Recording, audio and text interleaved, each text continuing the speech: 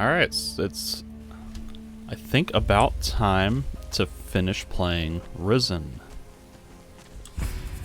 Unless there is some fairly major twist in the main quest that I have forgotten about. Since the last time I played this game 10 years ago, I'll get the bastard. then I think there should only be a few things left to do before the end of the game. And that's to get the 3 remaining pieces of the Titan armor from the 3 remaining ruins, maybe do something with them, and then fight the Fire Titan in the Volcano Keep. It's the last time I picked up Patty here on this coast. Surprisingly, these lizards, I don't think they had a teleporter stone. I'm supposed to be going to a ruin somewhere. Big waterfall with Patty. We're heading that way, apparently. Where I shall find one of the remaining pieces of Titan armor. These Saurians are tough. Not really. Their armor's made of obsidian. Ooh, aren't you the expert? I like her little sass there. But this is kind of I'll get them. a good example of disappointing game design here, because we're at the end of the game and it's like all we're doing is backtracking through familiar areas that I've already explored, in some cases twice, Great. with just extra lizards in the way. And the lizard men themselves, they're not very exciting enemies, especially because we already had that in Gothic 2, where they decided to add lizard men outside of the dragon hideouts I'll get the bastard. in Chapter 4, and then depending on what faction you played as, I think they, if you were a dragon hunter, then I think they added lizard men all over the Kerinnis map in Chapter 5. But then Gothic 2 also had Chapter 6, which was an entirely brand new map with a dungeon. A fairly sizable dungeon, no less. I'll get the bastard. Ooh. And Gothic 1 likewise had a fairly sizable dungeon at the end, the Temple of the Sleeper, that you got access to, I think in Chapter 5 it was.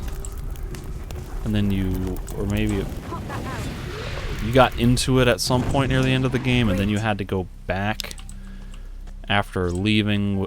Like you acquired Eurytziel, the uncharged Eurytziel sword, and then you had to come back. What is this? Was this always here? How is it no one ever saw these creatures before? I look like a lizard expert. Maybe they're shy. They're not so shy with a sword in their hand. I could say the same about you. I'll switch to being coy if that'll be more helpful. See, like, that's a fun character interaction. That wasn't it. That didn't do it. Better start again. That didn't do it. Job well done. Maybe this is always here and I just couldn't open it. But both Gothic 1 and 2, they had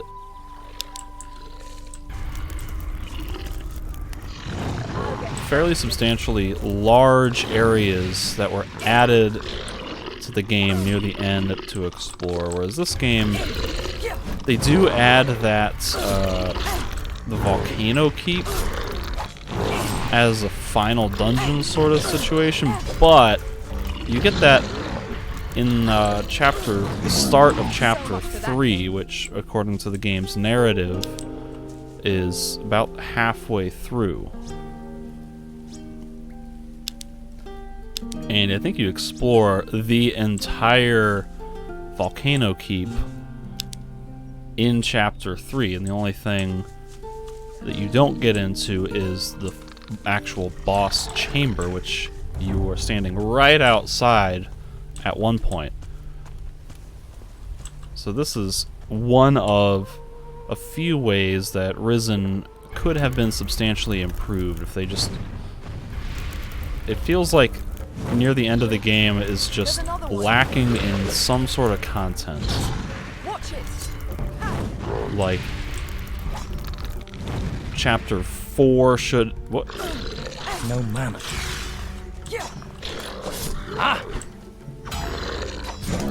Well done. It's almost like there should have been one extra... She's chugging health potions, but I never see her health drop. But anyway, it's like they should have had one extra chapter with a new area to explore, like something else on the other side of the island up here, like past the volcano, that could have a more radically different look to it. Maybe even another village or hub. Just like one extra chapter with one extra area to explore, one extra hub, or one extra long series of objectives in the main quest. Just something to give it a little bit more spark and momentum towards the end of the game. Well done.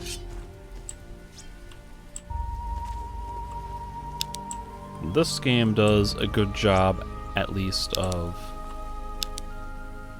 restricting a few dungeons until the second half of the game, since you encounter a fair amount of ruins and places that you can't get into right away. So it does open up new areas of the map as the game progresses, but it's really... These ruins aren't the most pleasant of surroundings. You should see the lizards inside them. I thought I'd seen everything, but it seems you can find me excitement I hadn't thought of. But that's only like 5 dungeons or whatever. I guess maybe 6 or 7. There's a couple of those red barriers that you can't get into. And most of those are relatively small. And look and feel kind of excuse me, kind of similar. I'll get them. Yeah. I really want to know how Patty's fighting all these things, wearing the armor that she is wearing.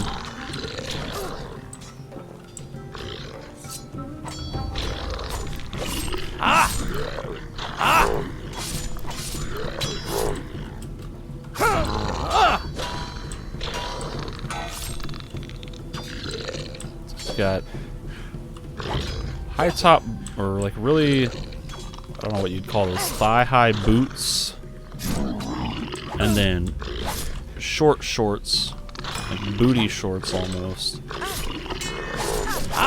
and then that exposed, like, vest-like crop top thingy. A lot of exposed skin and not a whole lot of defense where parts are covered. Now granted, I'm wearing a cloth robe, which probably doesn't provide much physical defense.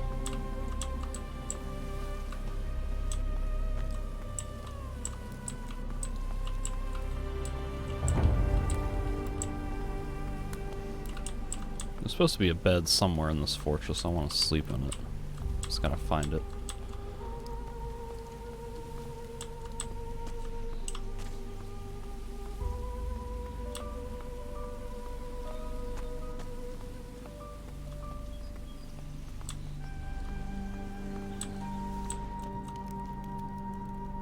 You aren't planning on going down into the ruins, are you?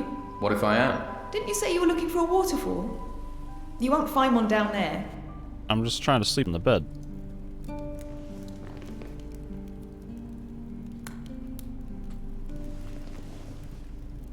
Alright, let's go to the waterfall.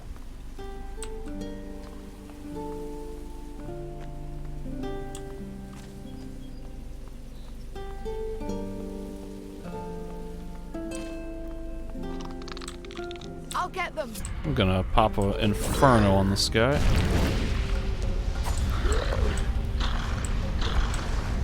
That really doesn't seem like it did all that much damage.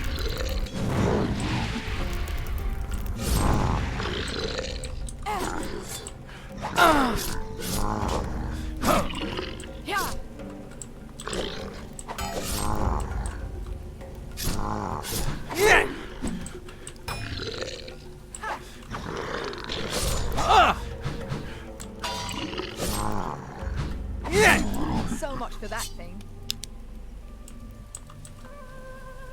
Alright, back to bed.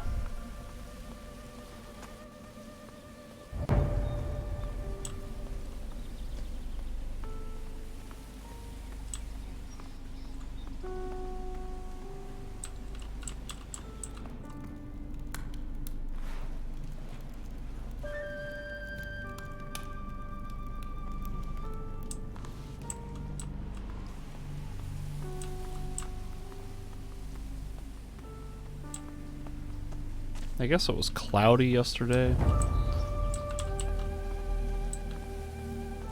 Previous time I slept, because it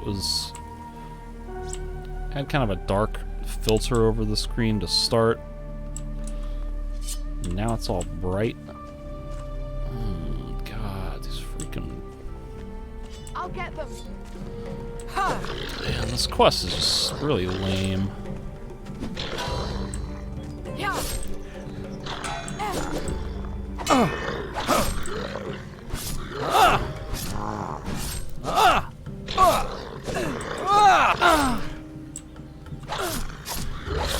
The interactions with Patty are nice, but this whole concept of just walk this linear path to the dungeon and just fight dozens of lizards.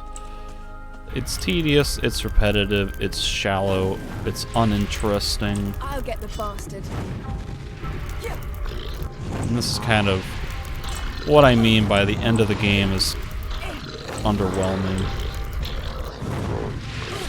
There's like this doesn't feel epic, you know, this is mundane at this point.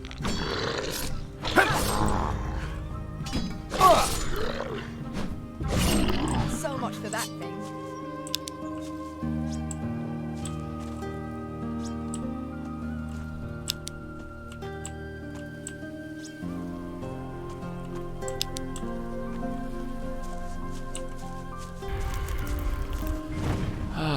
There's just so many of these things. I'll get the bastard.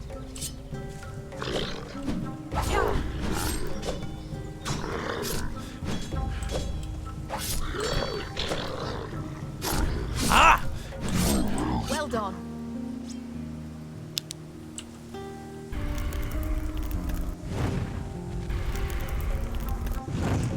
I'll get the bastard. Oh, it's a leader. Look at that.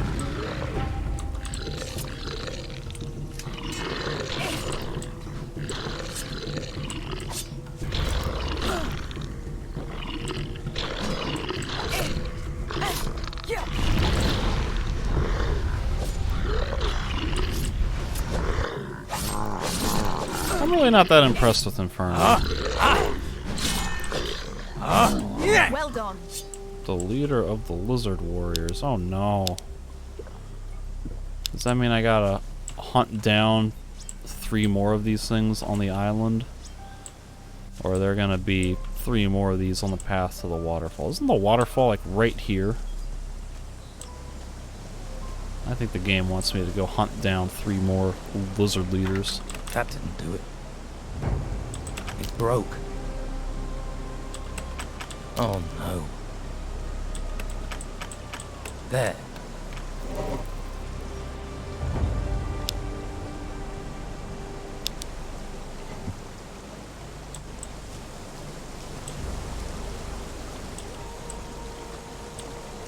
Yeah, that's where I'm supposed to go, but I'll stay here for now. Patty is waiting. I want to see if I can get to this bed over here and sleep in it. I can't cast without mana. That speed spell is so expensive.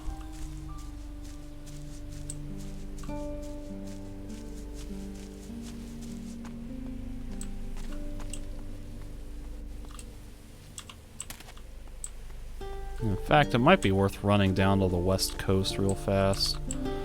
Just to see if there's some lizards there that I can get a teleport rune from.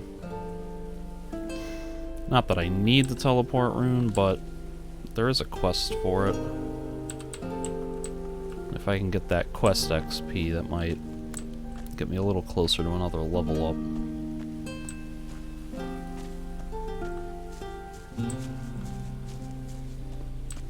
There's a healing root that I missed. There's quite a few plants that I missed. Did these respawn, or did I just somehow not notice them, or was preoccupied fighting things the previous time I came through this area?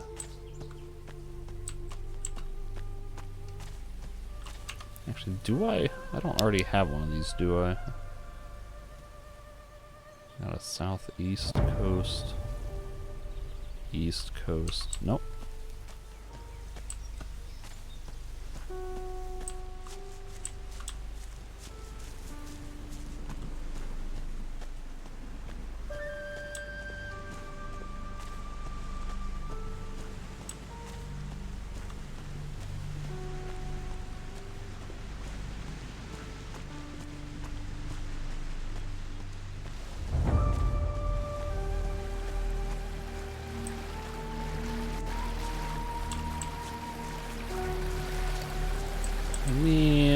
This kind of seems... Wait.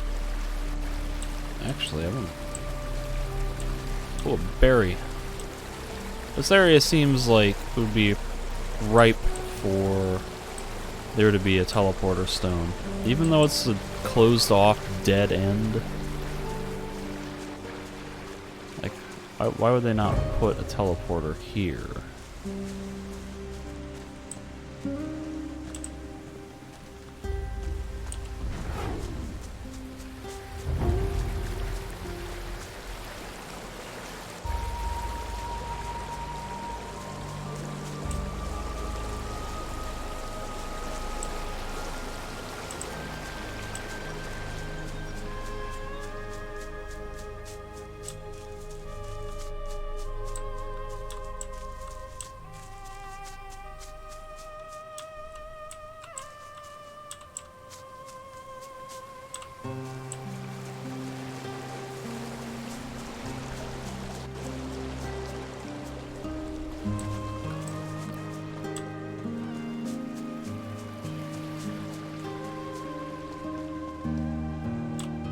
So many little things that I get stuck on.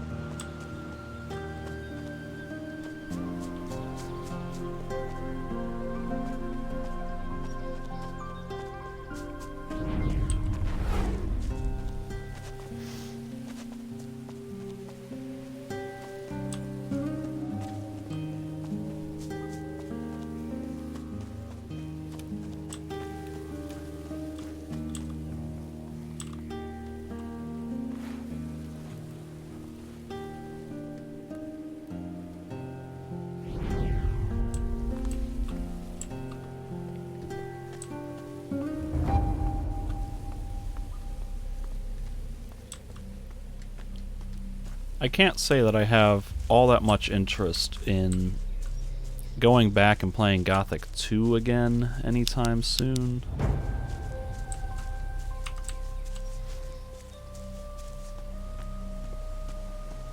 I've said before I don't have much interest in the mods because I like Gothic 2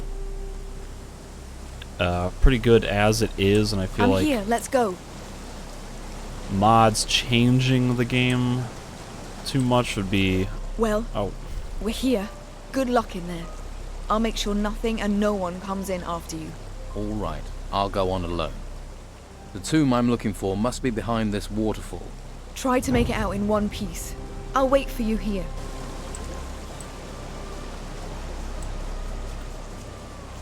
oh, I opened this already.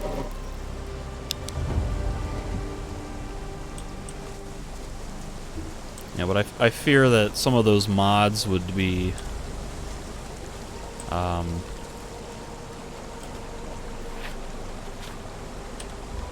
sort of taking something I love and changing it maybe for the worse, but maybe just not for the better, you know? There's an argument to be had for adding extra content to one of your favorite games. You know, to have essentially more Gothic 2 would be fun and exciting, but I don't have a whole lot of confidence that it would be as good or interesting as Gothic 2 itself.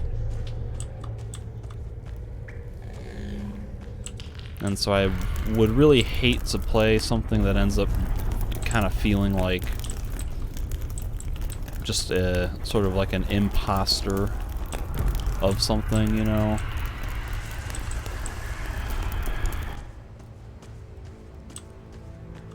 I mean, I'm certainly down to give it a shot at some point to try some of those Gothic 2 mods.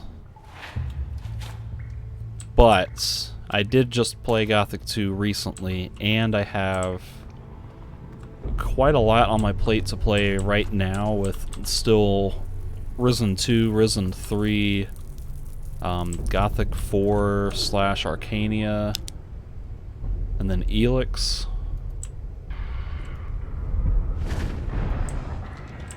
So there's probably no way that I would want to go back and do Gothic 2 mods until after I've done all of that at the earliest.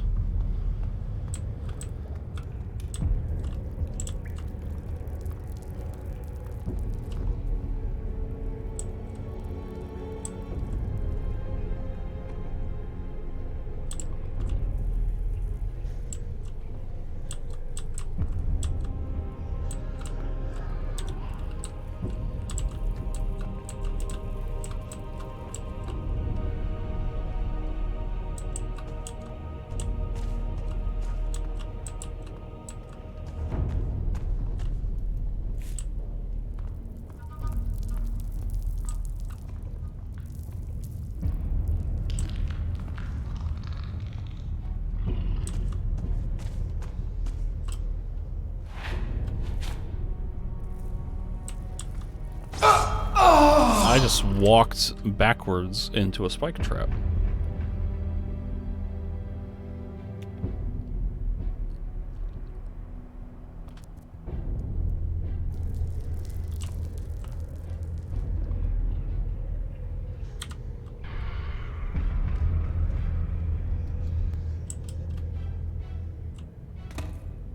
And then I missed.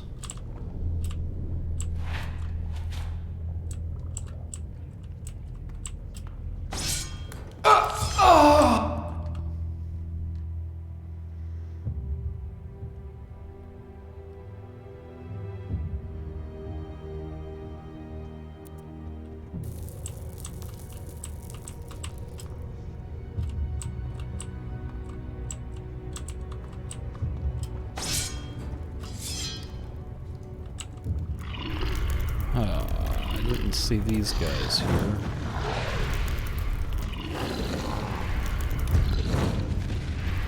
But I'm okay if they just stand there and die peacefully.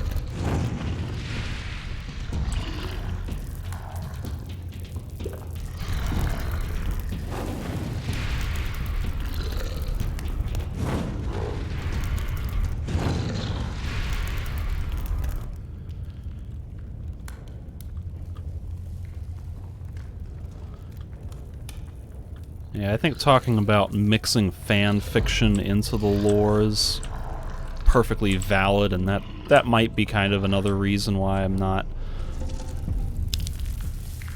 all that interested in playing all those mods. Because even if it does have a lot of high production value, it is still ultimately like fan fiction. And sometimes fans know what they're doing and can do good work, sometimes even better work than if a developer has gotten kind of too far away from gotten too detached and too far away from the knowledge of what made their games good in the first place, which we could argue is the case maybe with Piranha Bytes and their later games in the series. But at the end of the day, it is still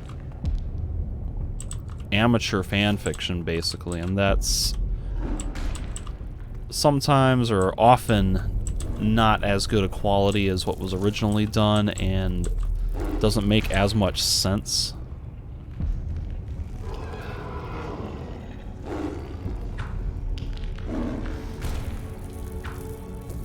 So I've played a lot of total conversion mods and expansion mods for Bethesda games, for instance. And even in those games where they put a lot of production value into hiring voice actors to voice new characters and, you know, design entirely new environments, it still ends up feeling kind of choppy and awkward and weird and... What? Did I just die? What happened?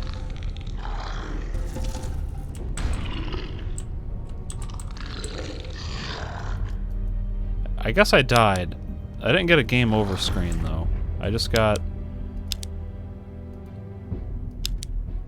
the load screen.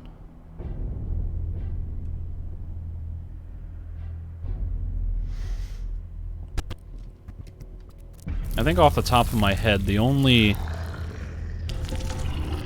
conversion mod that I would consider good that I've played was... There's a total conversion for Oblivion that was called Nehrim. I want to say it was Nehrim at Fate's Edge or something like that.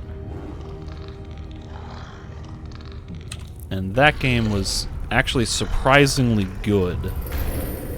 I think in part because it was heavily inspired by Gothic, so it used the Gothic style of leveling system, unlike the Bethesda leveling system, where you mostly improve your stats and skills by spending money with trainers, as opposed to just repetitively spamming the same actions over and over again, a la The Elder Scrolls. And like the exploration and quests in Nehrim felt a lot better than the typical stuff in Bethesda games. So I like Nehrim a lot, but that's really the only conversion mod or expansion mod that I can think of that I actually enjoyed as good as or even more than the original source material. Because most of the time, those types of mods always end up feeling janky and clunky and awkward, or just not nearly as good, to the point that they're like a fun diversion, but not necessarily, you know, a quality experience. There's supposed to be another total conversion for Skyrim that I think was made by the same team or lead designers who did Nehrim, but I don't remember what that's called. That didn't do it.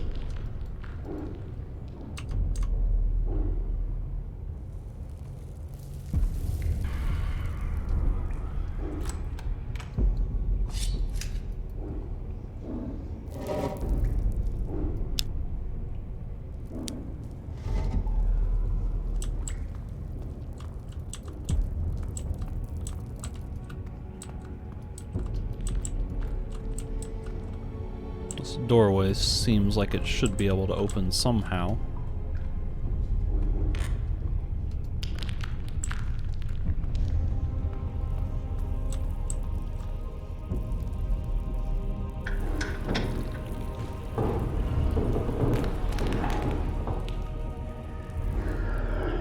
Alright, so that lever doesn't affect the door at all.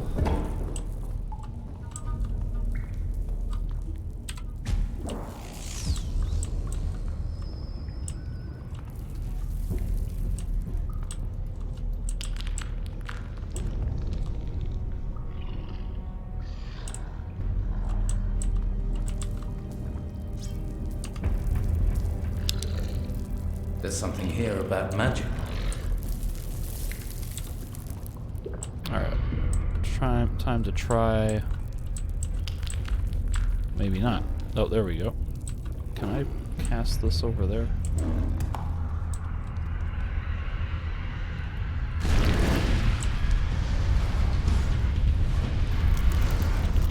See, unless my aim was just horribly off, that only did like 20% of his health.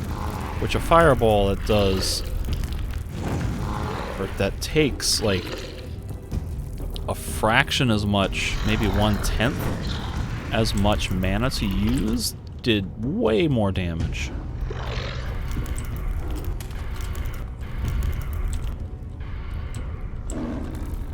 Alright, I'm right underneath him. Then the camera kind of spazzed off to the side as soon as I hit the cast animation. And that did 40%, but again, it's not much better than... Come on! Come on! Hit the freaking lizard. What the hell? Screw that. That was straight up bullcrap.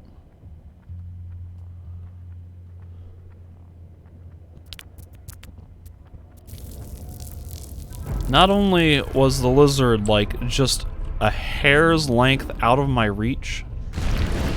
Why does this spell even do that? Why does the camera lurch over to the side as soon as I cast it like that? I really hope that's not somehow affecting my aim. But I was fighting that lizard melee style, and he was just a hair's length out of reach of the sword, which is extremely frustrating.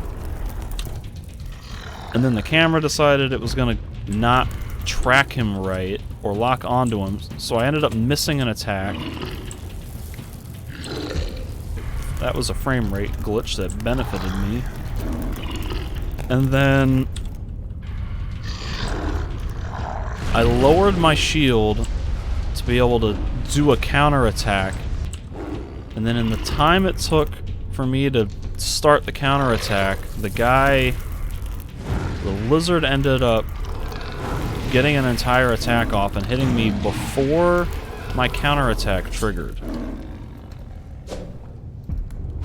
Like, in the time it took for me to do this,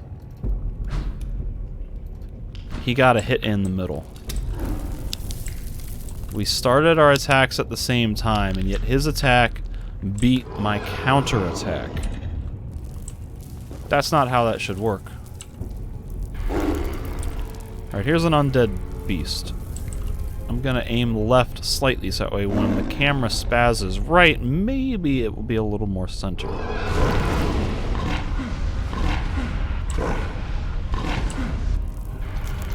I mean, that did alright.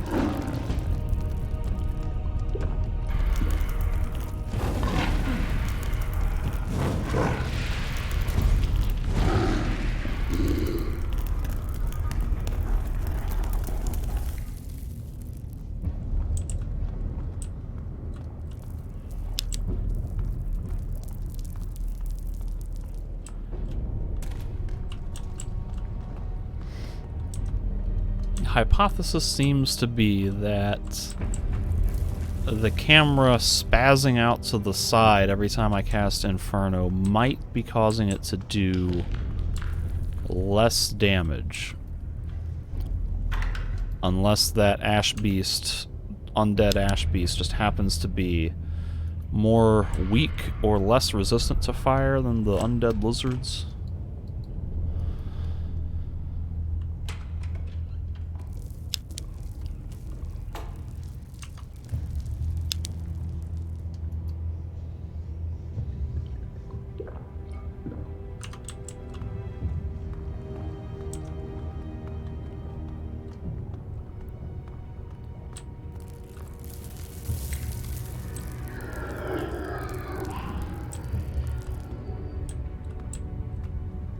So this looks like the area that I came from.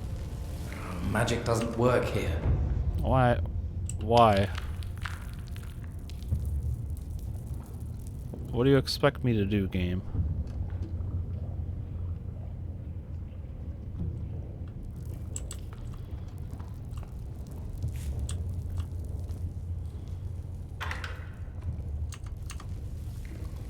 Magic doesn't work here. Excuse me, but I would like to use magic. Magic doesn't work here.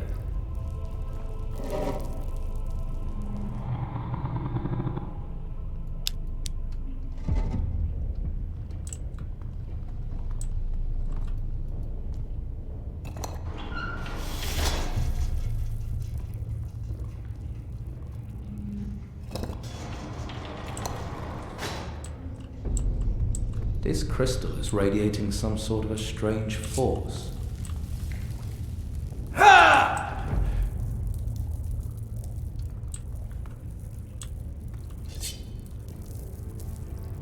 If I can't levitate, then how am I supposed to get over there? Magic doesn't work here. Kinda looks like there might be a Nautilus hole. Maybe?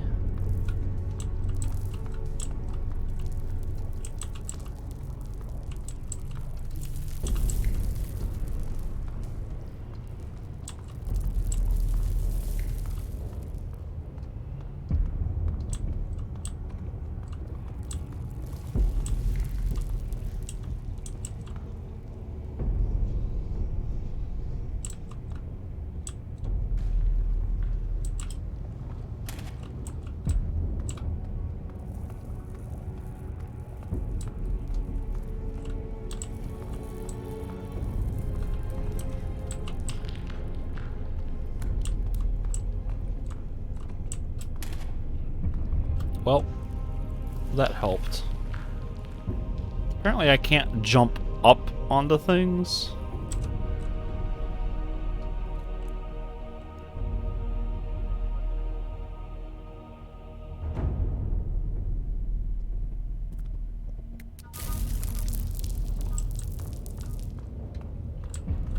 Let's see if he'll jump more properly this time. Nope.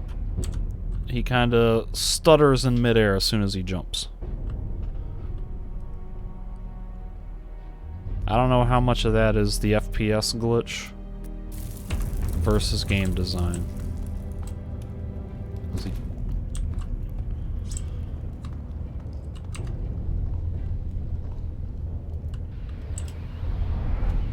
There we go.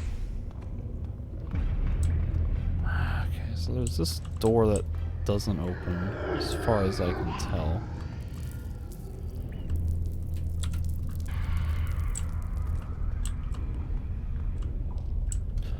No hidden switches that I can detect. Can't bust it down with a pickaxe.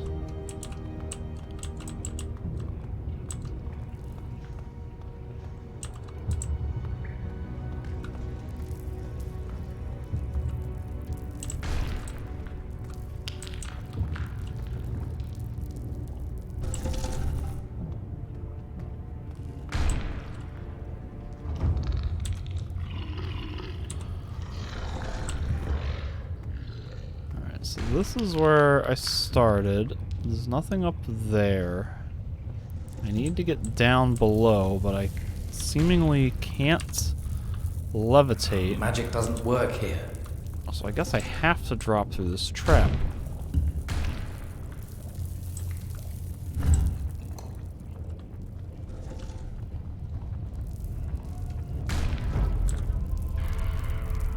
Alright, I'm gonna aim slightly left.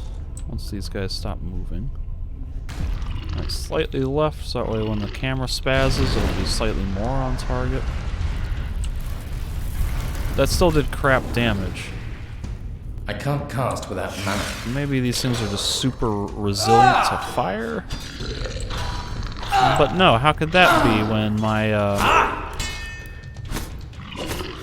when the fireball does insane damage compared to the fire Inferno. No, don't jump like that.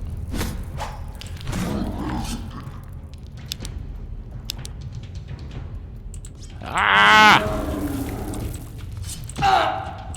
That's damn Brontok running in out of nowhere.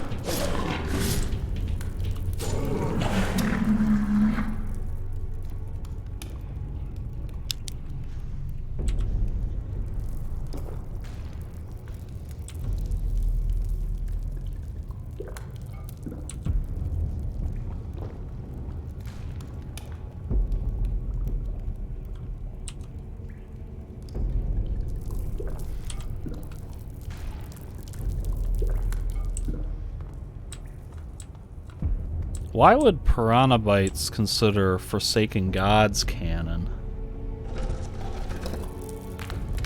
Because they didn't develop that at all.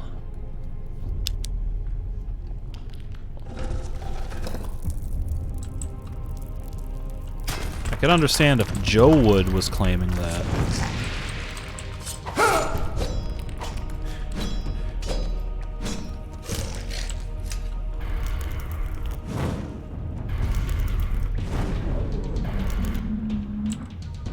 It's just a never-ending supply of bronze marks.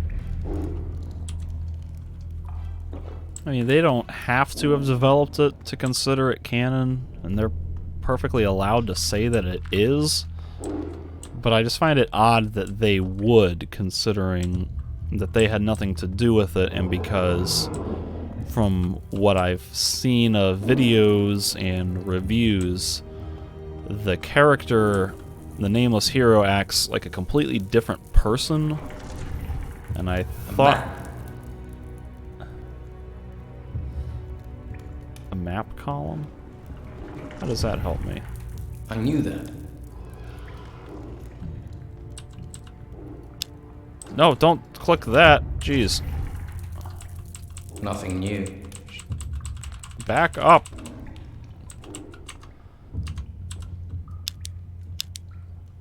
Okay, so it gave me a map.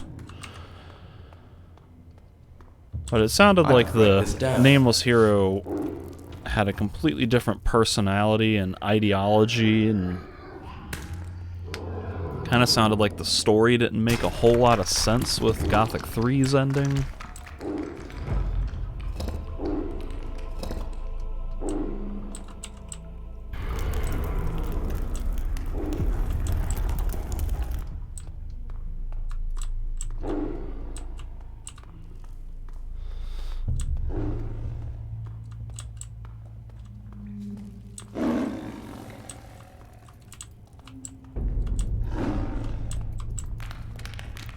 I mean, hell, if we take what this game says about its lore, then that would confirm that the Adanos ending, i.e. taking Zardas's path to destroy both Beliar and Enos, or at least their avatars, to end the War of the Gods, would be the canon ending, since this game refers to a war of the gods and how somebody basically put a stop to human magic and killed the gods. It's like that's this game confirming that without even needing a developer to say it. As if this game were set in an alternate like the same world, same universe, but just a different part of the world.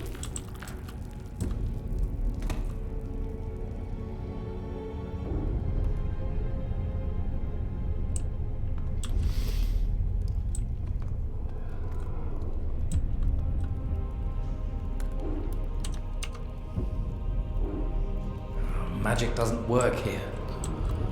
Of course magic doesn't work here. Because that would be too easy.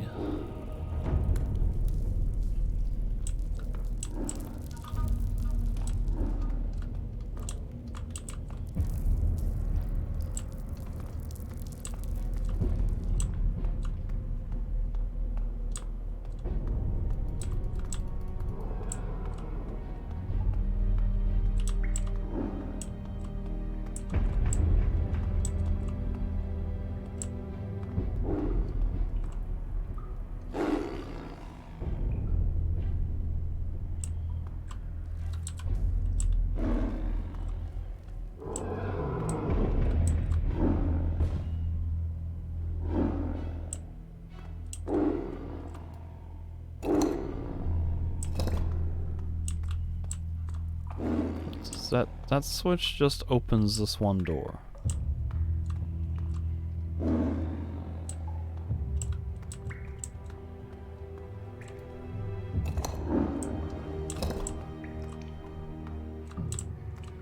And now it doesn't open this door at all. Now this door is open?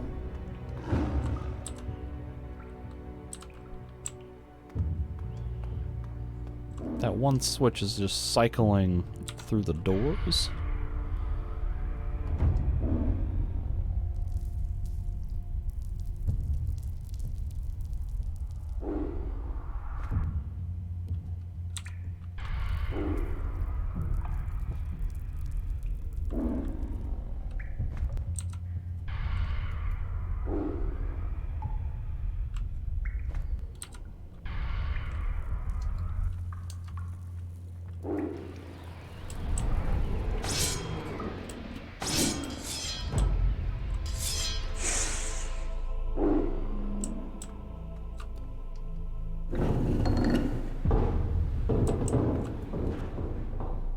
Ay, ay, ay.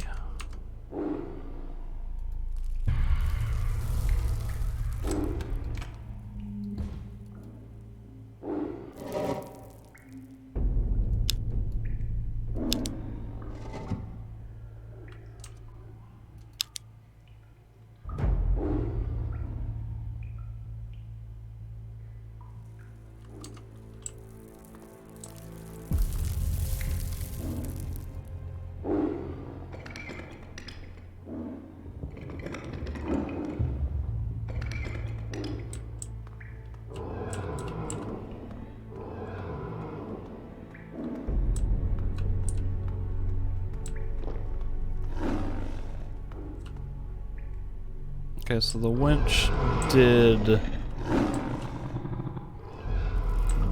one thing. I think it raised that stone wall, maybe?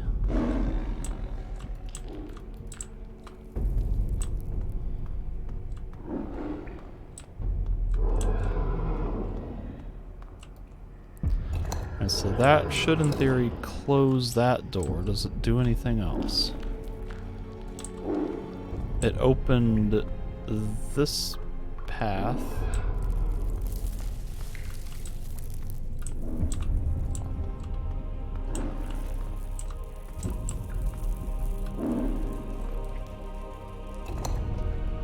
That switch closes the door.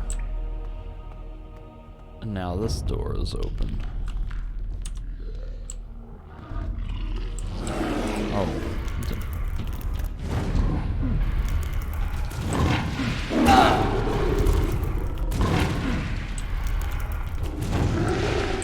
Ding.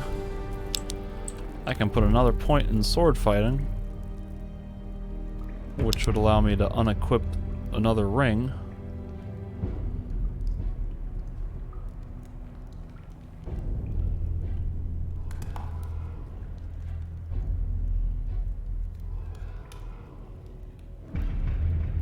I kind of forgot that I had that charge attack. Or I could just put 10 points into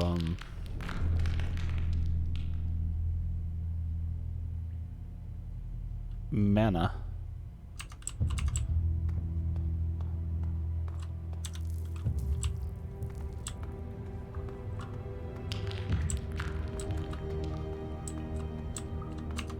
Let's see, I think I only need... Yeah. Oh, wait, that puts me at 5. So I need to have one of these equipped to be able to use the bastard sword. So with only one of those I could equip that. And with another ring slot opened I could do another 10 mana.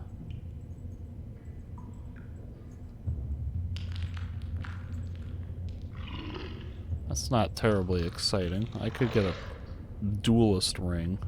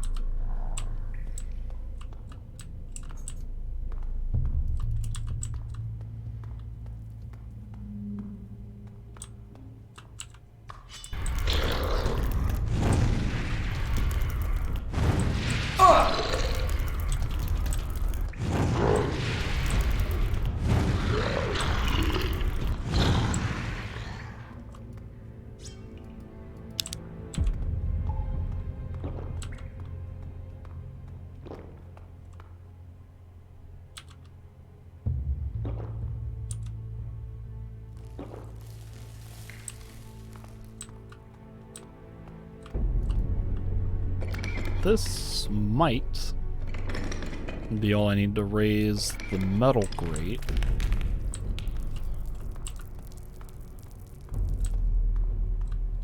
I might possibly need another winch to open a third door.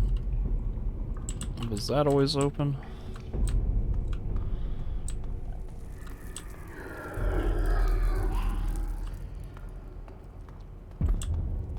Okay, I think that second winch raised the second stone door.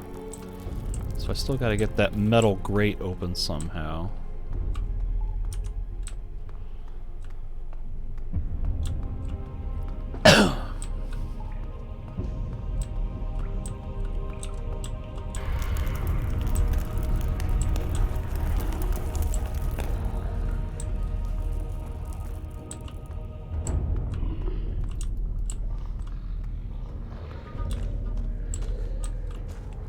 Berry! It'd be so nice if I could get 4 more berries.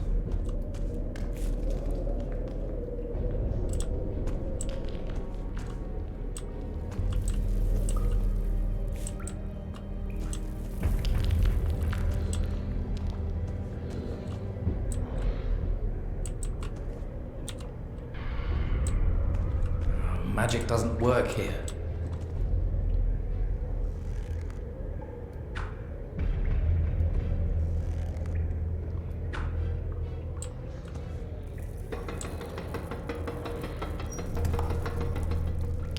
I'm shocked that that worked. Is that really what I was expected to do?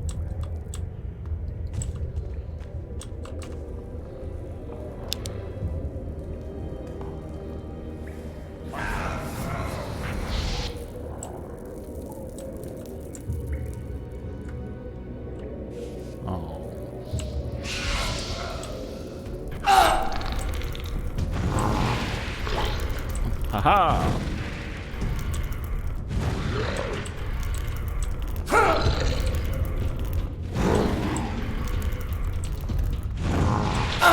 Gotta love doing a Nautilus spell into this tight space where I then have to fight a bunch of enemies in a super tight spot, which makes melee combat virtually, or magic combat virtually impossible.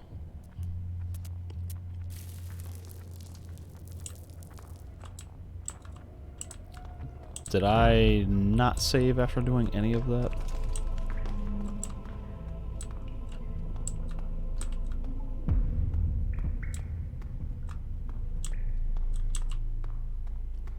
That's open.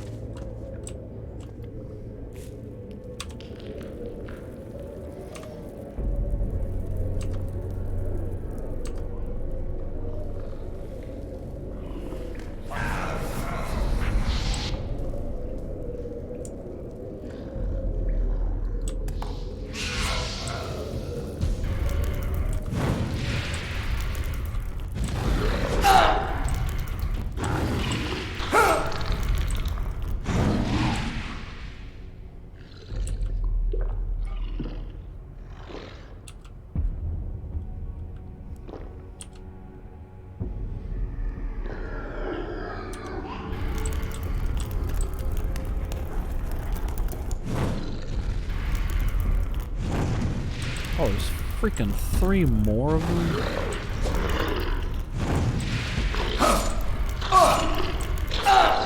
How am I supposed to fight 3 lizards, 3 elite lizard or undead or whatever, in this tight space with nowhere to move?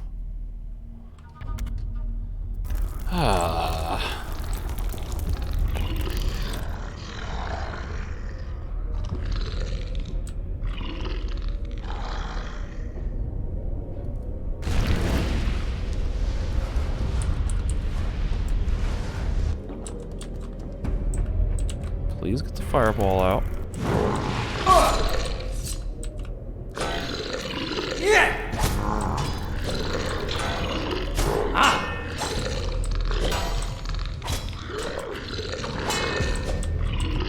Please target the one that I want to target. Why is it... The camera just decides randomly that it's going to target something completely different. Oh my god.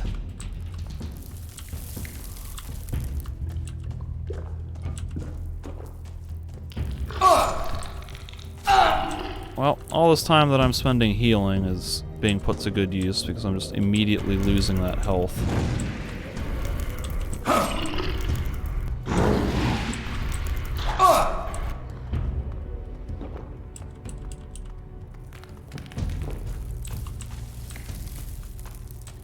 Why are you still chugging potions? I stopped pressing the button an hour ago.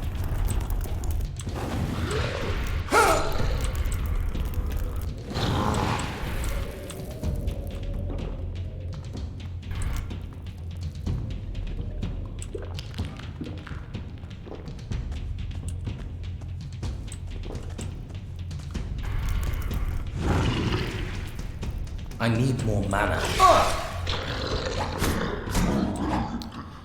Save.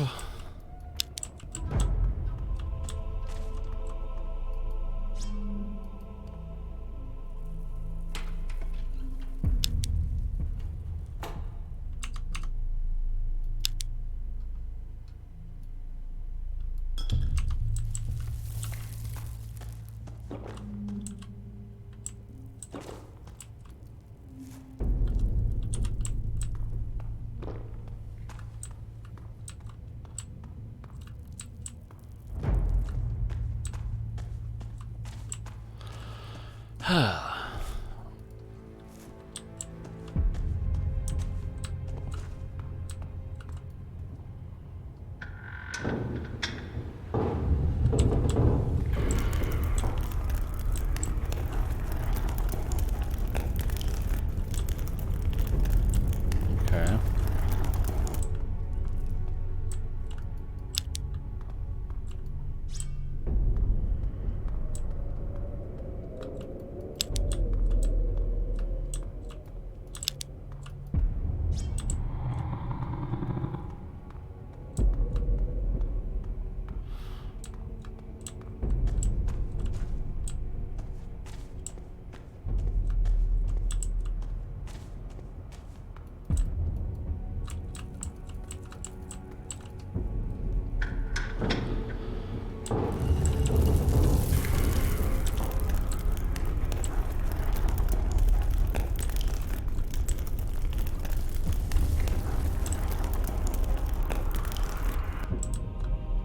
Possibly the third and final winch that I need.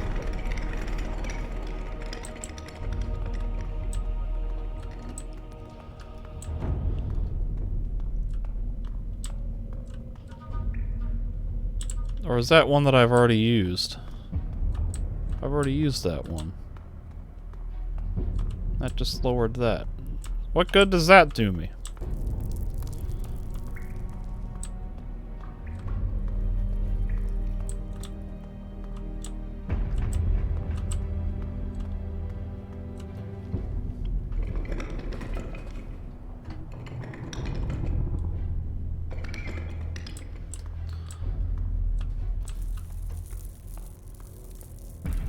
Well, it seems like there is not a third winch.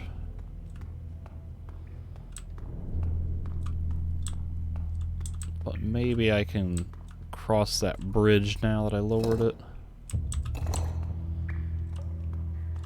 Alright, so that closed that door and opened this door. And this door leads where exactly?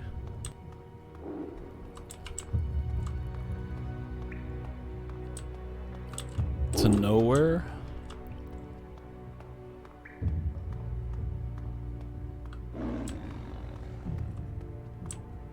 Maybe I need that door open. Button opens this door. think... Now that this is down, I can walk this way.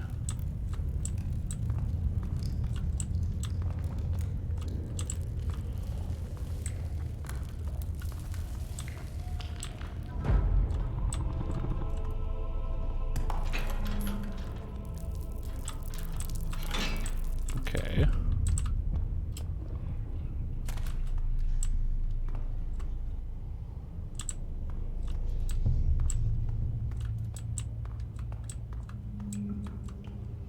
A ruby. That's my first full ruby, so I might be able to make something out of that. What is this? I can make an amulet.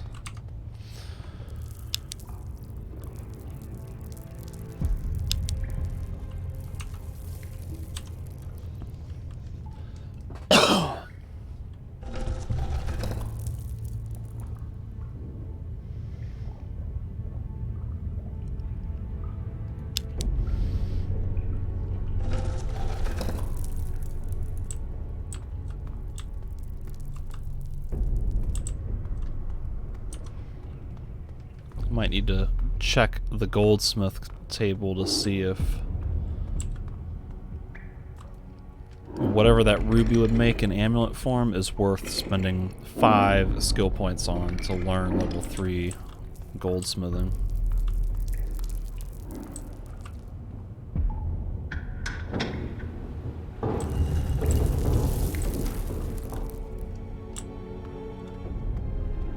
That's the 3rd winch, so that gate is open. Wunderbar.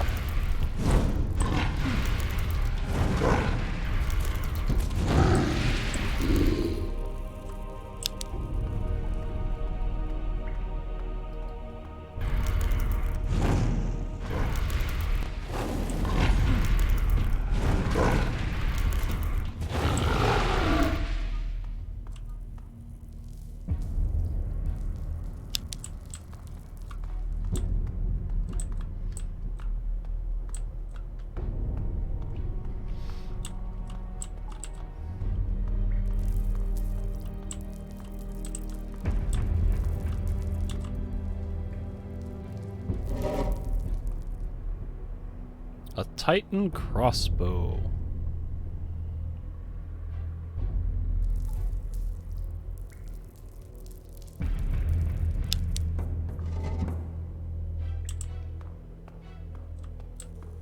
I could break this down.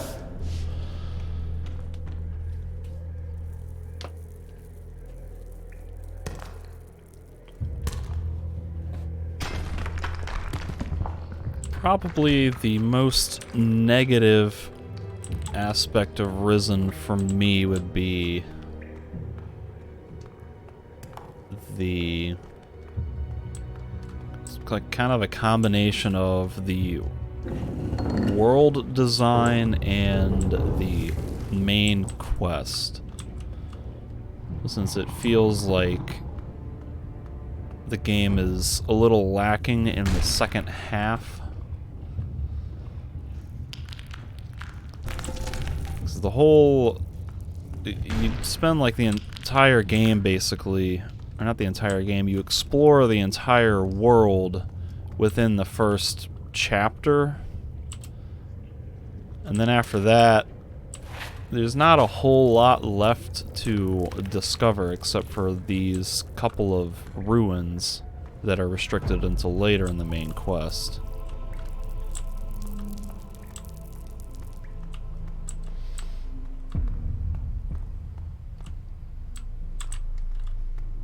And so, like, once you get to the point where you open the Volcano Keep, it's suddenly like, oh, that's basically the home stretch, which is halfway through the game's main chapter progression. And meanwhile, the island itself is pretty well designed, but is just a little bit smaller than I feel like it should be. Partly because they don't unlock new areas of the game in the second half of the game, except for those handful of dungeons. And so it feels like chapters 3 and 4 should have had a little something extra, like extra chunk of the island that had previously been inaccessible. Like you find some way to get through the mountain or the volcano to get to the other side of the island, or there's an extra area to explore with an extra major objective. Something to make chapters 3 and 4 a little bit more fleshed out. I was getting worried about you. Did you find what you were looking for? Yes, I have it.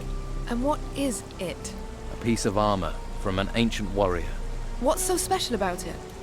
You can get armor anywhere. I'm hoping it will help me fight the Titan. Titan? What are you talking about? It's inside the volcano. Look, there's no time. I need to go and see Eldrick the Druid. That guy? Well, I suppose if you're talking about Titans, nothing is crazy compared to that. You think anything on this island isn't crazy? I think you and I are the only thing that makes sense here. Well, I'm not sure if it's sense. You and I? You found anyone else on this island you can trust? And you came to this island on your own. So, I'm thinking you didn't find anyone before now. I wasn't running from anything. That's not why I got on that boat. I don't know what I was running to, but I wasn't running from anything. See? Seems we are alike. What do I do about this Titan? If it gets free, anything could happen. But if there's even a chance the Inquisitor could use it to stop these storms... Well, there's no one else on this island I'd rather have make the decision. Whatever you do, I know it'll be the right thing. That's a fun bit of dialogue where the main character is sort of questioning what he's doing. Get back to that and what has to be done. Still not bad character interaction here between main character and Patty.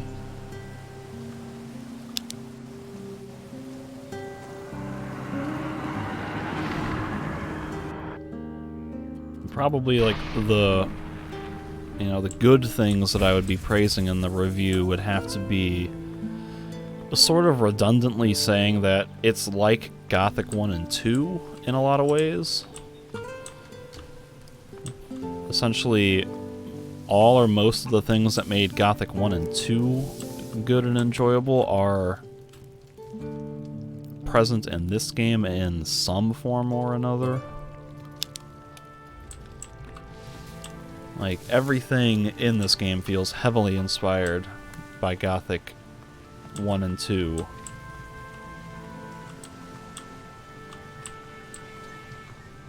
The way the factions work, the quest progression of the main story, the chapters, skills, etc.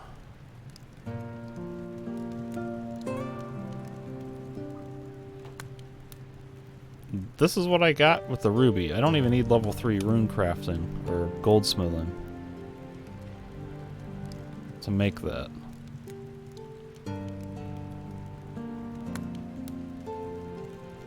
It's kind of nice, but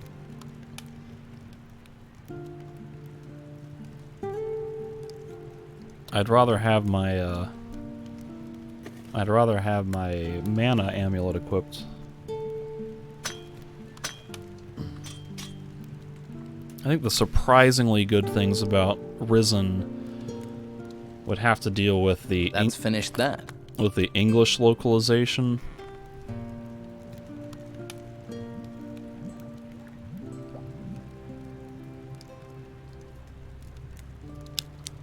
Because the English localization has surprisingly good writing and voice acting.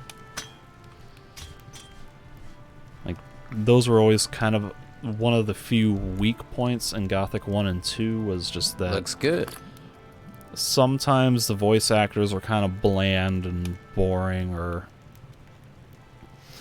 didn't say words consistently, or they had like odd inflections here and there. Sometimes the actual dialogue didn't make a whole lot of like natural sense for a native English speaker. Like, it got the point across, but it was always sometimes just a little odd.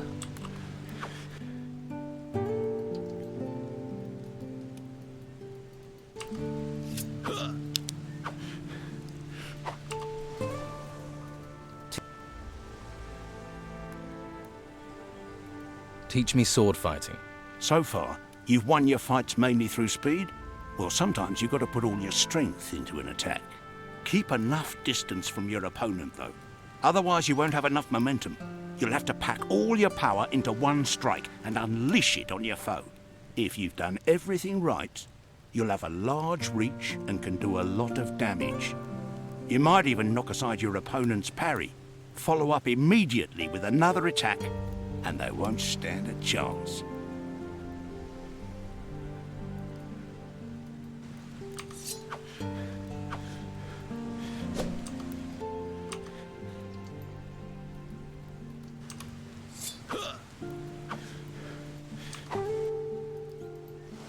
Yeah, so I think I have reached max level with sword fighting. So officially, my counter's parry can now counter a parry. My counter can counter a counter. Or just I can counter a counter. So if I unequip both of these, then I can still use my bastard sword with one hand, which is really all I need. Which means that now I can equip 2 mana rings to get me considerably extra mana. So I'm getting an extra 70 mana here.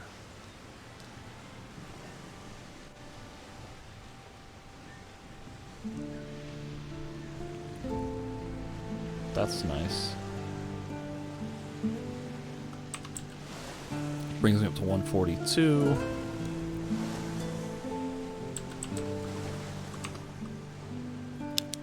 And then I've got still another like 60 mana that I can get out of here, so let's test that. So I'm told that there is a max limit to, like, you can't go any higher than 200.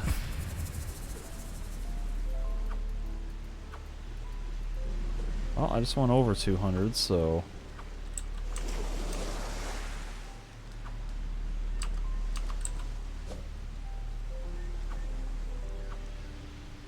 maybe that's the max that people will train you is 200.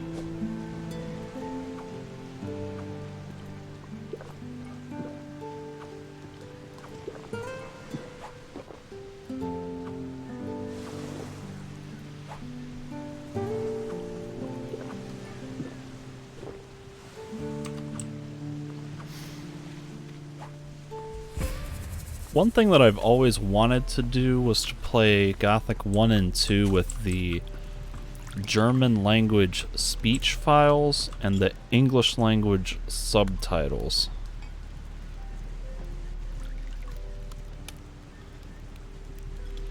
Because obviously I am a native English speaker and I have a decent understanding of German. And so I always thought it would be fun and interesting to try to play the German version of the game, so that way I could actually get a feel for the German language and also just more practice listening to and interpreting German.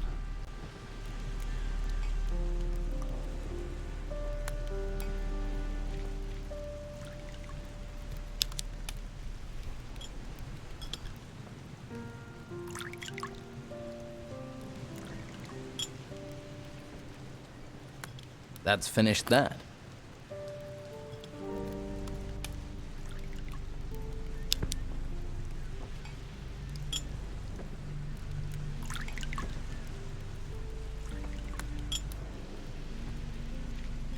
That's done.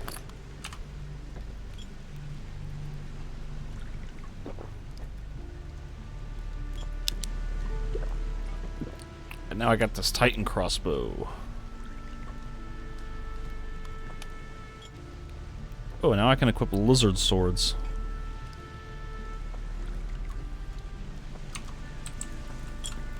Which don't really do that much damage for how much strength they take. Ah! Ah!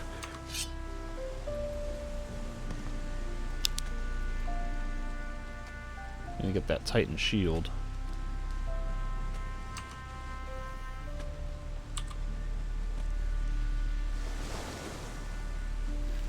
Titan crossbow.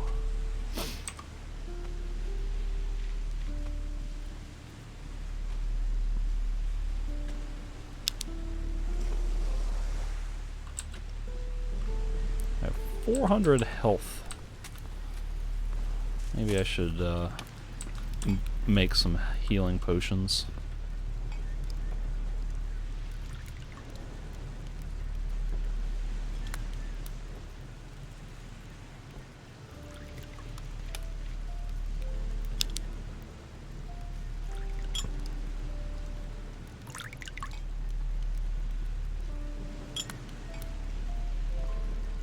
Looks good.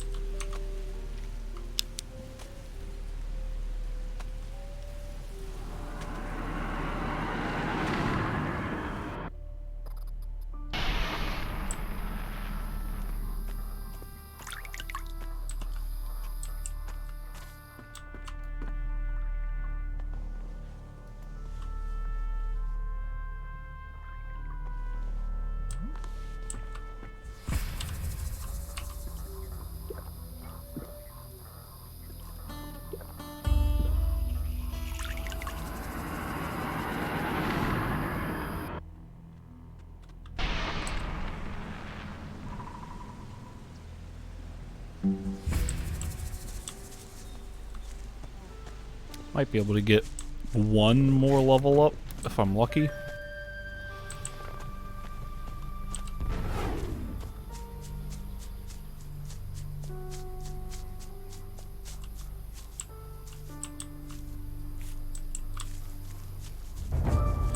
I'd so very much like to get a few more berries.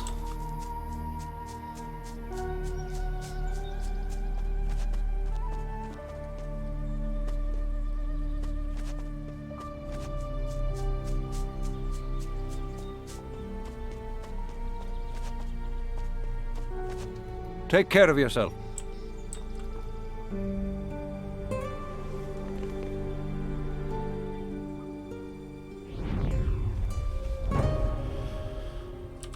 Okay, so this leaves this one here.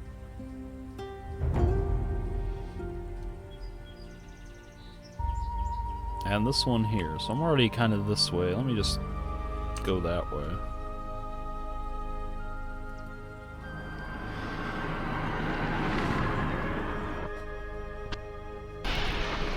See if this northern temple takes, or northern teleport. That doesn't take me at all where I wanted to go. But I see a lizardman whom I shall smite with a inferno. Aim slightly left. And now I shall... No, please go back to the Inferno. Why did you unequip Inferno?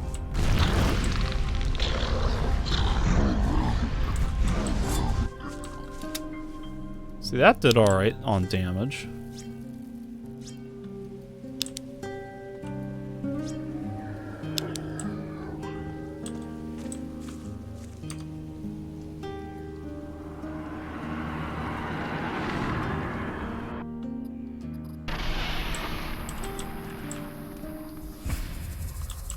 I don't know why the Inferno does so much less damage than the Fireball against the undead lizards.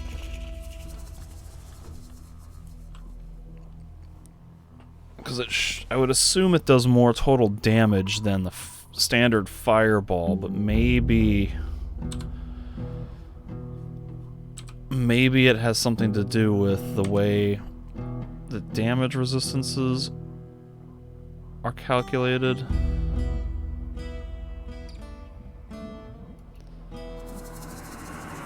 Because if it's doing more total damage, but it's divided into smaller increments, like... Oh, it's still not quite where I want to be.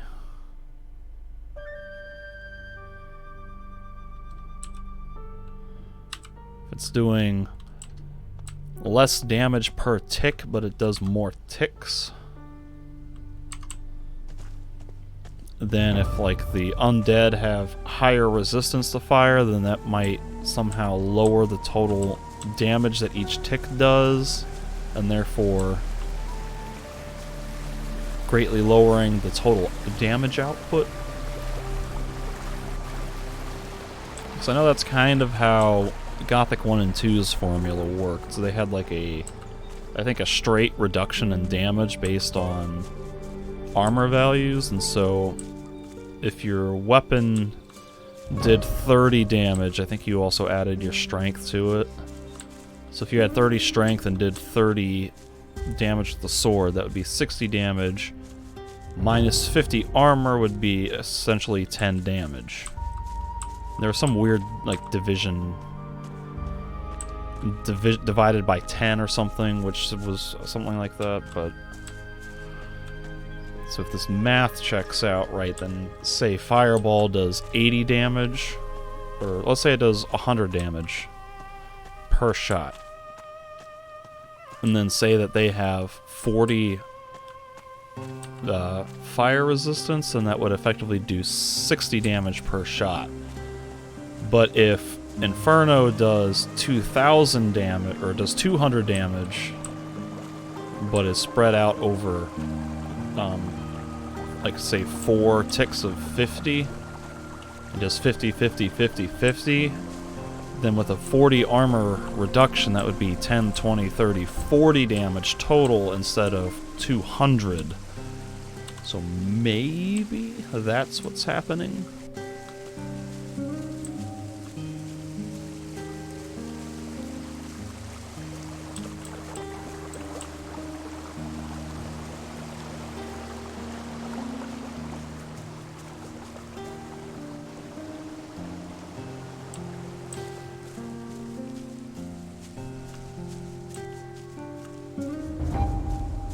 My guess is that Risen was really just meant to be like a continuation of the Gothic series, but since they didn't have the rights to the Gothic games anymore, and they had sort of included everything with Gothic 3, or rather just didn't leave much room to go from Gothic 3. They just decided with Risen that they were going to make a new excuse me, they were just going to make a new game and call it something new, but you know, keep it in the exact same style as Gothic 1 and 2.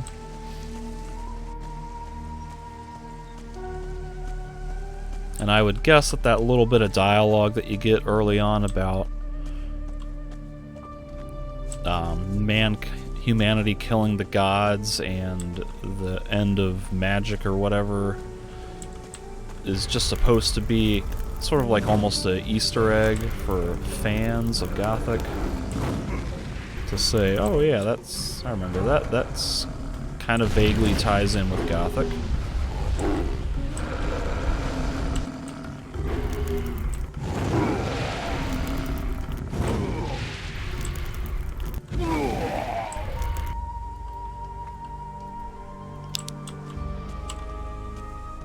Because after Gothic 3, like if Piranha Bytes had wanted to do a Gothic 4, Where could we say that they would have gone with the story after Gothic 3? Because they've already got the issue of, theoretically, 3 different endings, and so what would they consider the canon ending? Because the situation for Gothic 4 would theoretically be vastly different depending on the endings that the individual players took, so they'd have to pick one, and then that would run the risk of alienating some fans who, like, say you thought the Innos path was the best, and then Piranhabytes decided that the Odenos path was the best. That might sort of break people's role-playing, and therefore their immersion, to suddenly have Gothic 4 decide that, oh no, you murdered the your own god, basically, you know. And kind of the whole point of Gothic 1 and 2 and even Gothic 3 was the whole Orc War.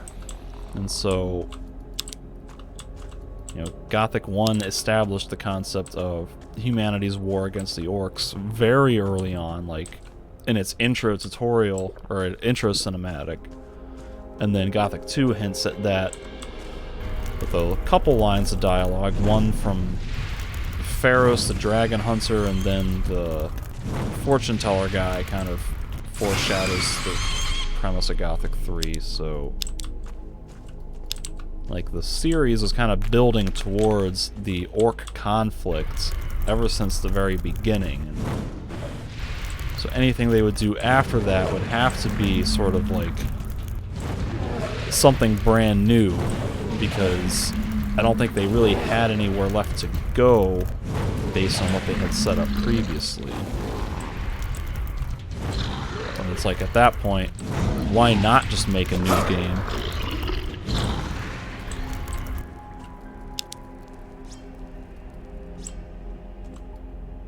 Here's the teleport. Somehow I'm still missing 3 of these.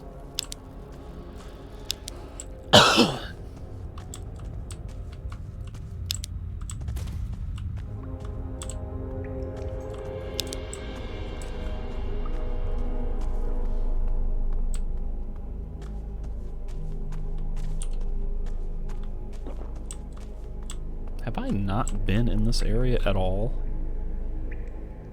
The fact that I'm able to mine this gold vein suggests that I haven't. This could be useful.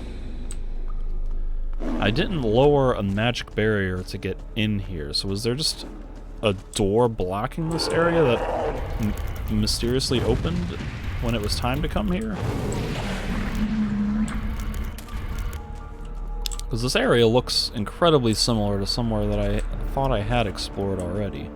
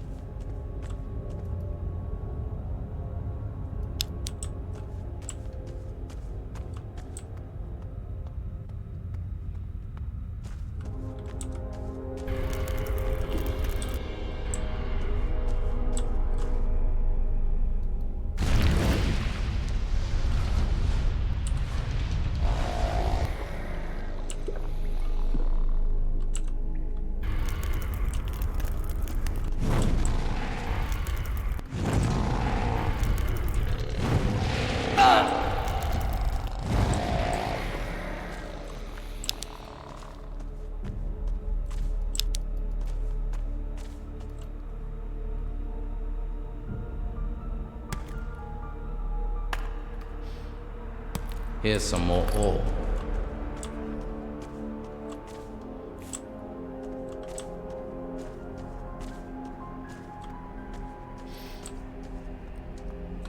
Yeah, I'm totally on board with the Risen setting being in the universe of Gothic, but just sort of on a different section of the world.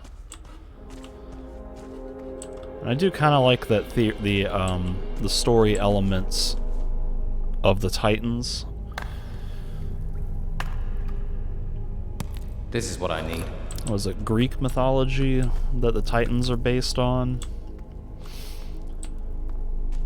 And so the idea of humanity sort of banishing its own gods, and then suddenly, like, the Titans that had been imprisoned by the gods arise and suddenly are taking over the world. Like, that's a cool concept, and I like the continuity that that implies.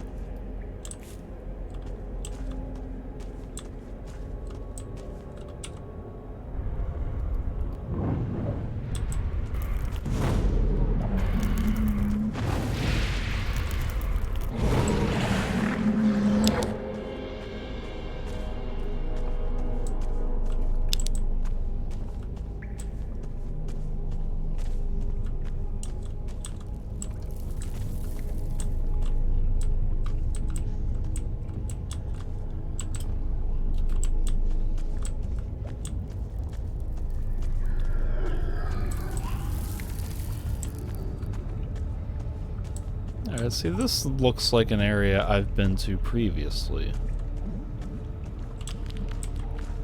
Like, I swear I've been here.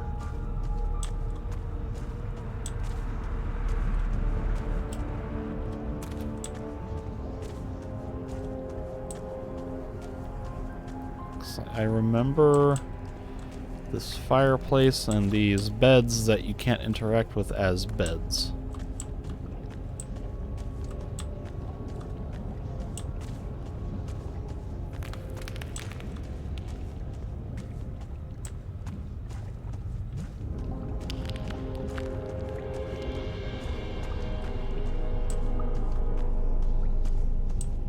So if I have been here, then why didn't I come this way? Was there something blocking the path that I just didn't see? Job well done. Did I somehow just not notice that that area continued this way?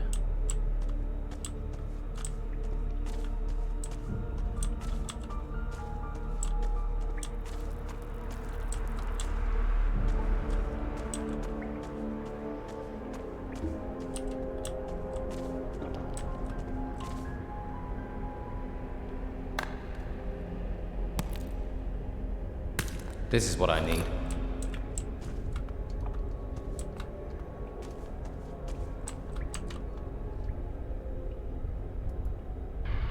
That's not the spell I need. Destroy magic burn. Oh, they're gonna give me torches right up front.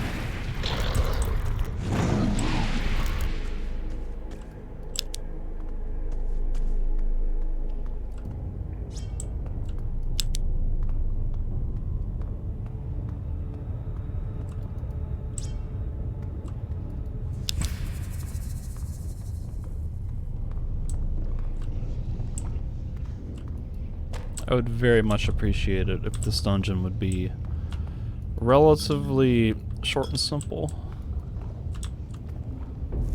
I'd also very much appreciate it if I could find, what, 3 more berries? 2 more berries.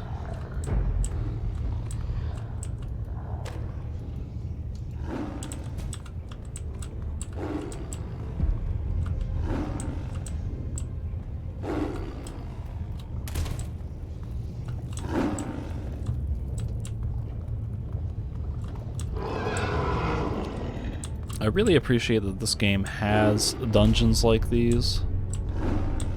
Especially since Gothic 3 didn't have dungeons, and later games in the series don't have much in the way of dungeons either, but these ones are all kind of similar mechanically as well as aesthetically, and so I'm kind of getting over it.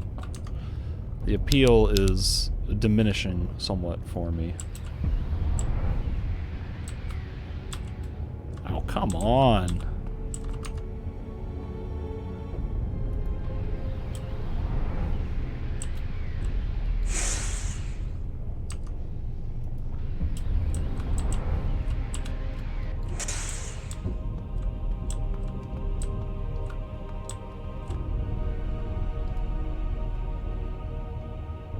Well, I guess I'm not going that way.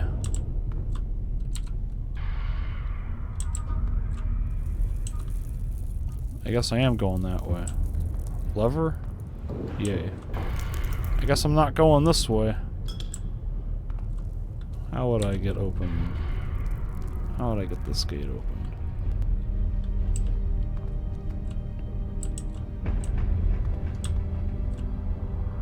No idea.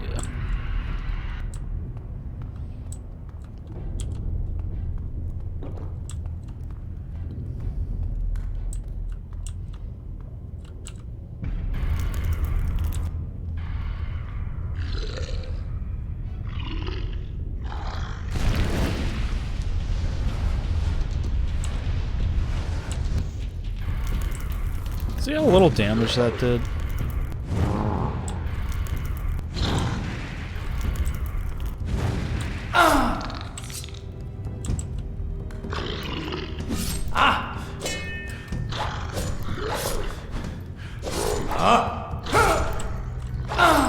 Why are their counterattacks so much faster than mine?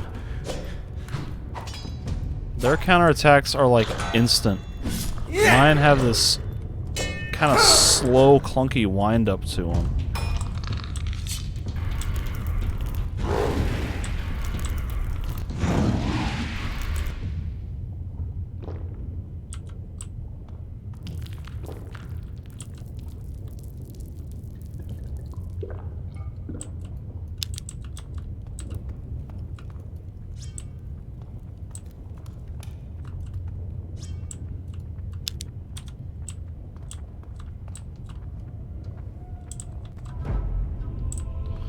Alright, which one of these is gonna have a skelly?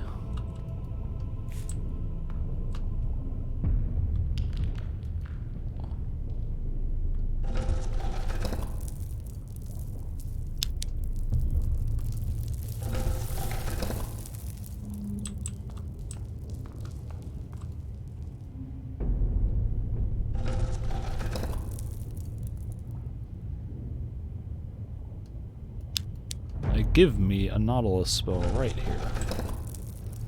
It might be required.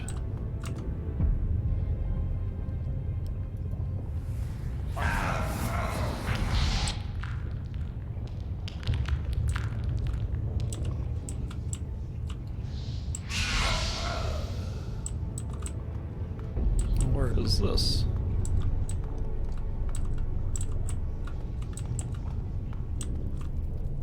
I don't like the look of this.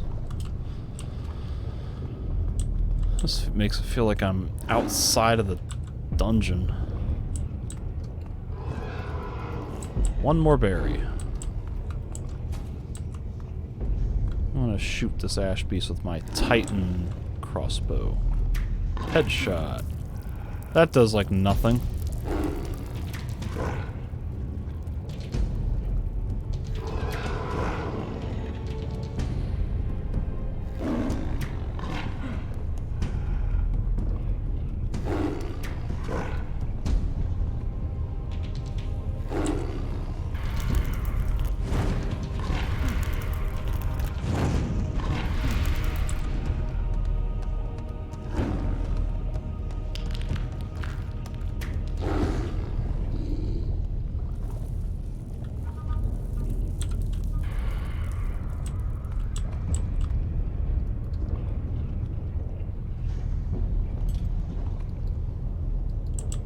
That's cool.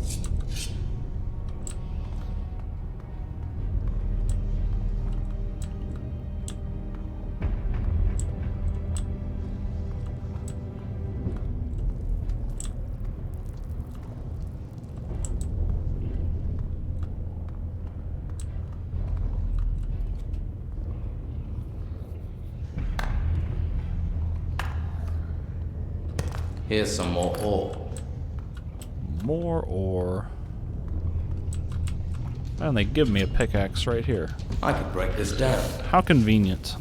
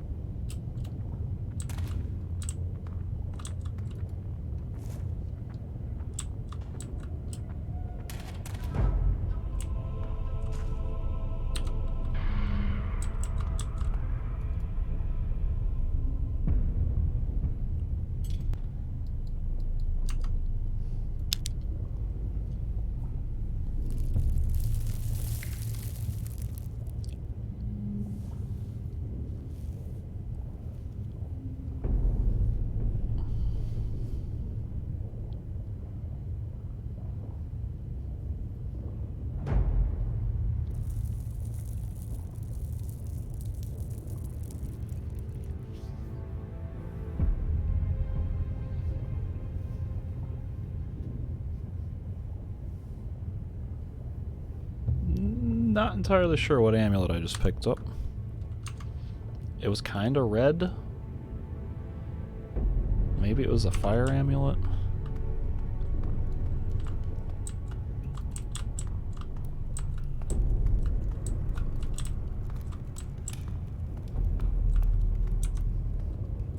Oh, I saw that at the last second. I was like, oh, the floor is cracked. Better not step there.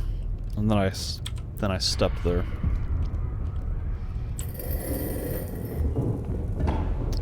Alright, where am I? This place is very spread out and all sorts of branching areas, so I have no idea what leads anywhere.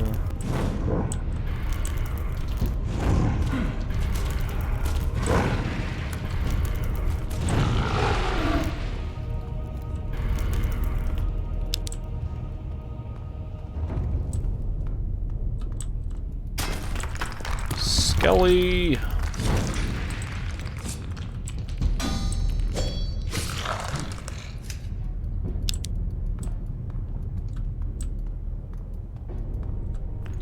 What did I just pick up? A bust? I literally didn't see what I picked up.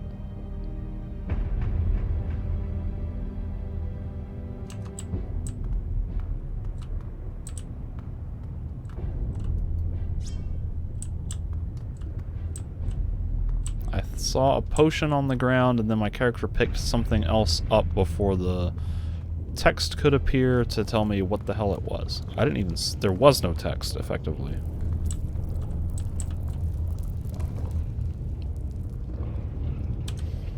Alright, what's to stop me from levitating over here?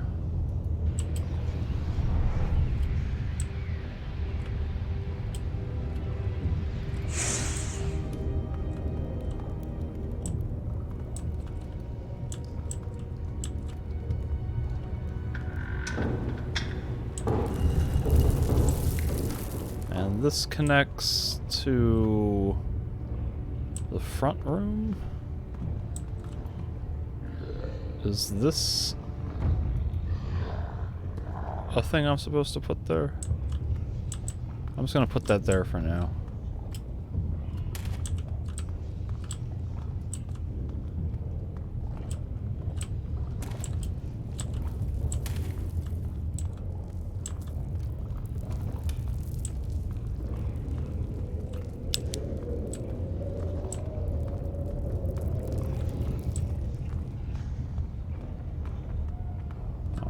This path continues.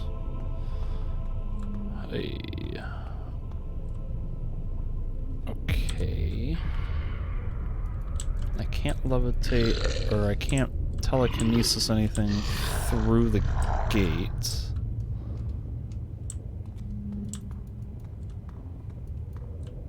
That looks suspiciously like something I need to pick up.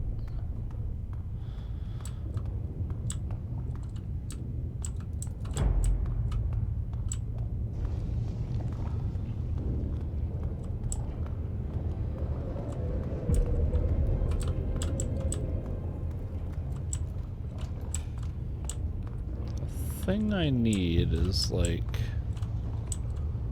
right over here somewhere. Doesn't seem like that leads anywhere.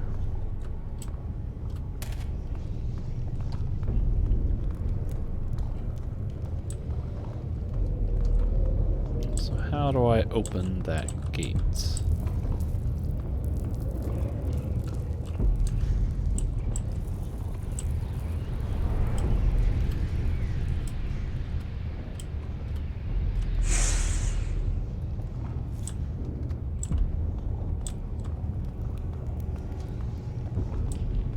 This is the dead end where I picked up maybe a lizard bust.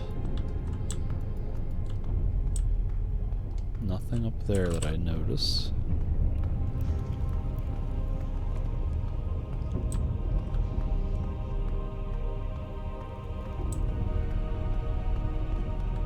That was the amulet.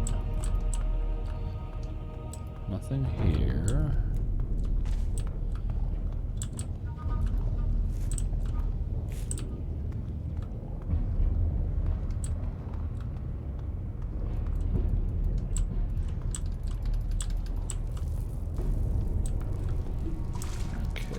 Into some swamps.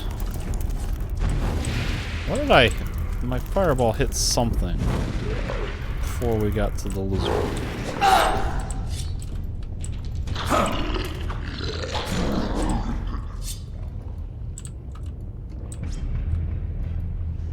What's he got? Dexterity ring?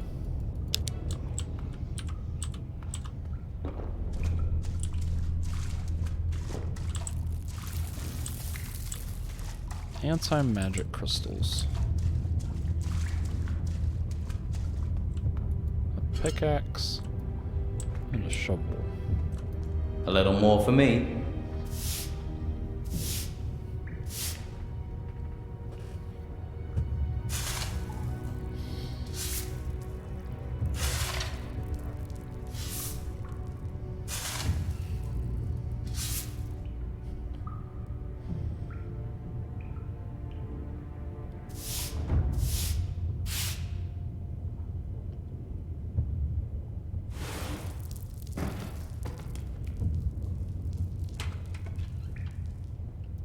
We got a Titan wing. Holy crap.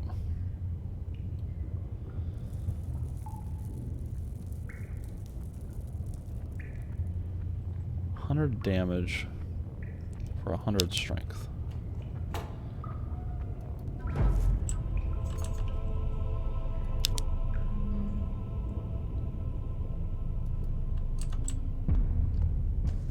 I could easily make 2 more strength potions.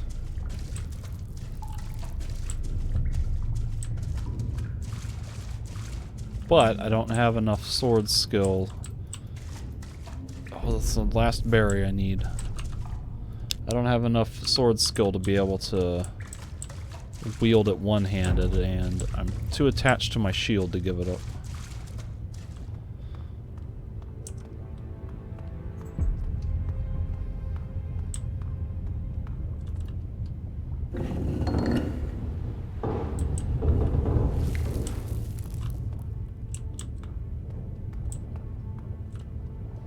Now I'm in an area that I've never been before.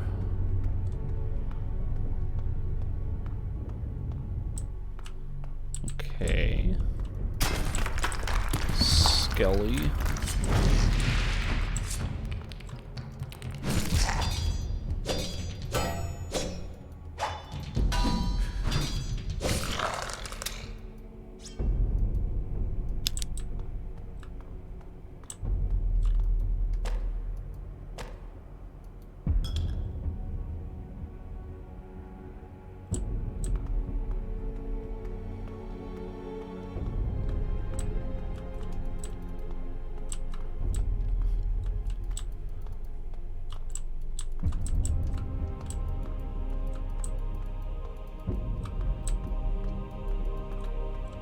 Yeah, I think that the hammer is the one that Ursagor used, and I guess you're supposed to be taking his role or whatever, so I think that's why they put +6 axe ability on the hammer, so that way even if you are a mage who's never trained in axe combat, so that you can still use it. Which is kind of dumb, but I do remember kind of liking the final boss.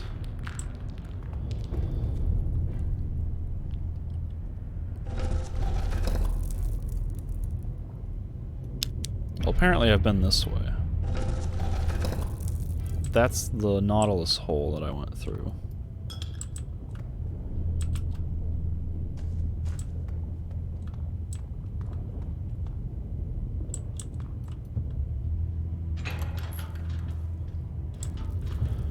I'm gonna trust that that ring disabled the spike trap.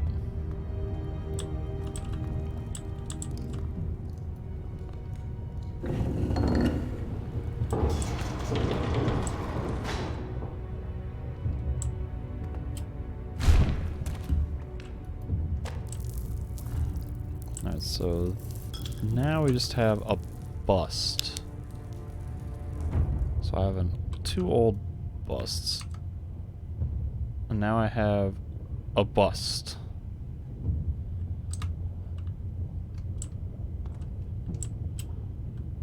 Oh, I jumped right into it.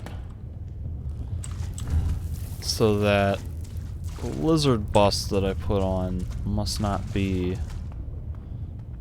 the right bust.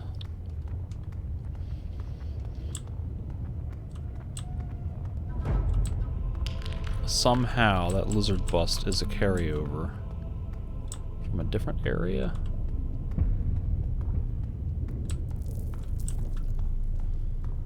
So that leads nowhere.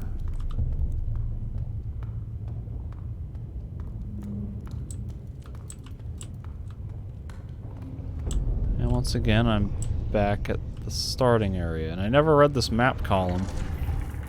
A map? That would have been good to have. Because now I have no idea where I have and haven't been, according to the map.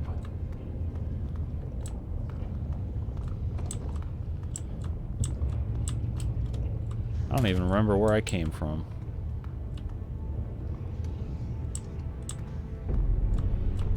Alright, so here's a bust. Which is just called a bust. So the lizard bust is not what I need. Okay, I think the path I just came out of was this one? No. This is the path that leads to a locked gate that I somehow need to open.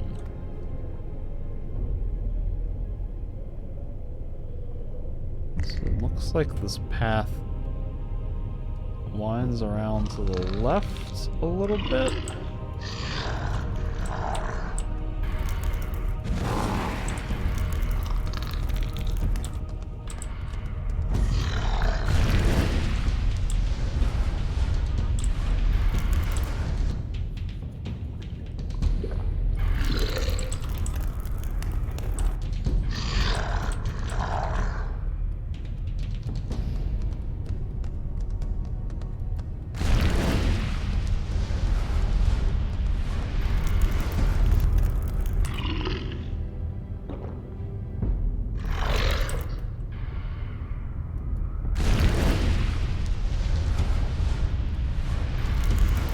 need more mana.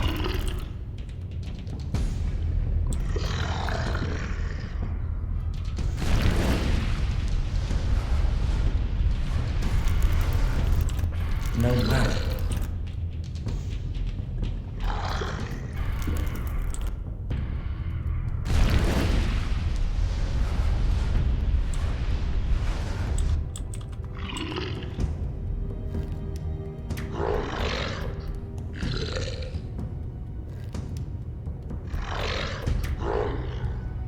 Really wish I could see its health bar.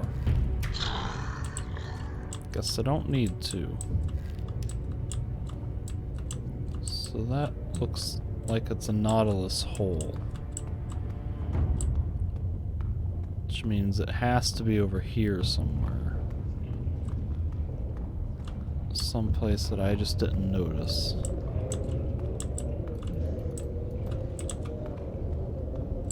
Right there.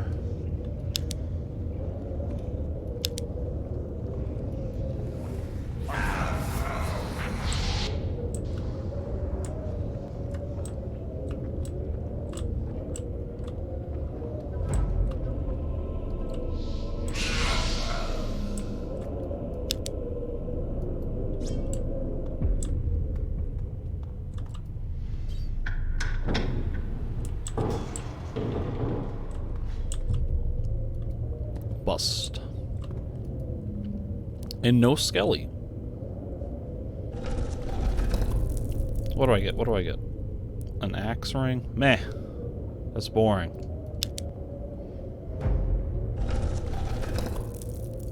Although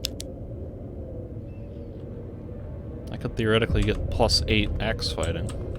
Not theoretically, I have enough to get +8.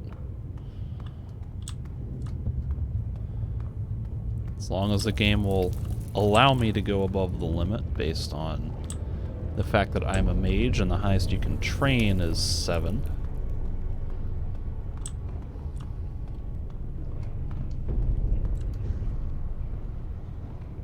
So I want the bust.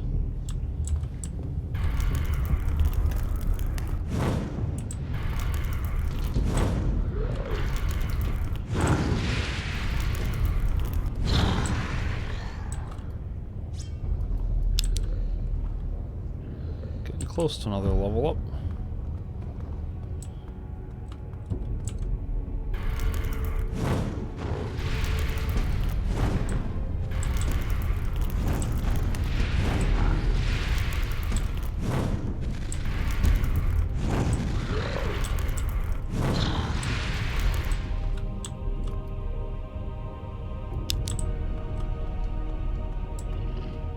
Here we have the Titan Shield. Let's see if it'll let me equip this. I need Ursagor's armor. Still can't.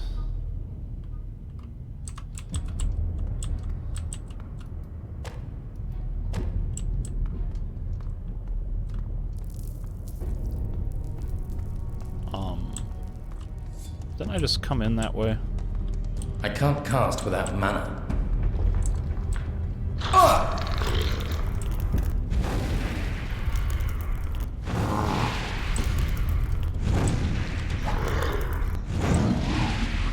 Ding. So I can't put any more into sword fighting, so that gives me 10 learning points. I guess mana's the only thing really worth putting it into.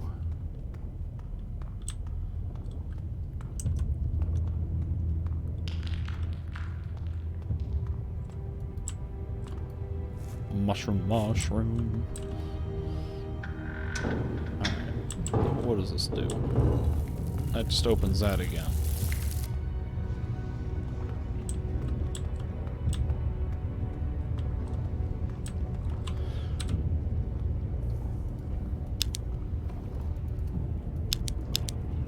Why does my quest map not show up anymore?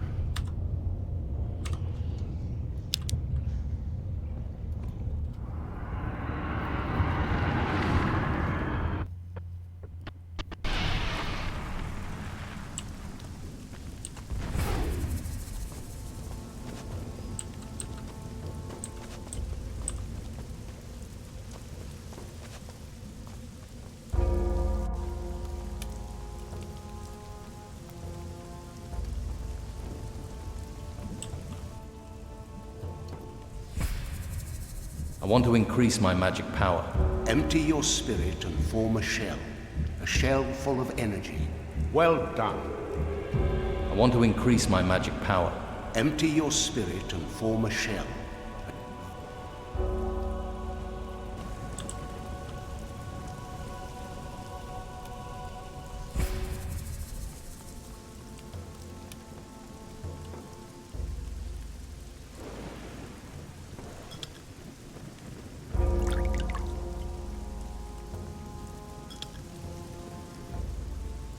Looks good.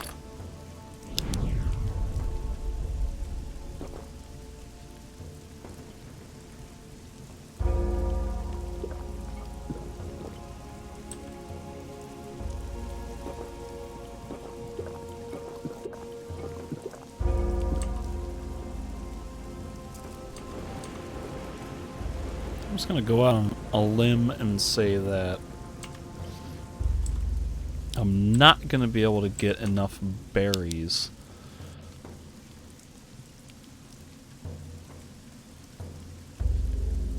This doesn't even have a strength requirement.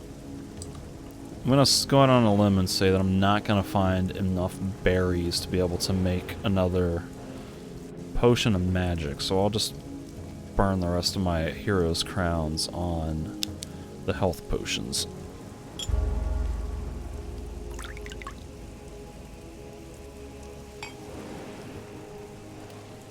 That's done.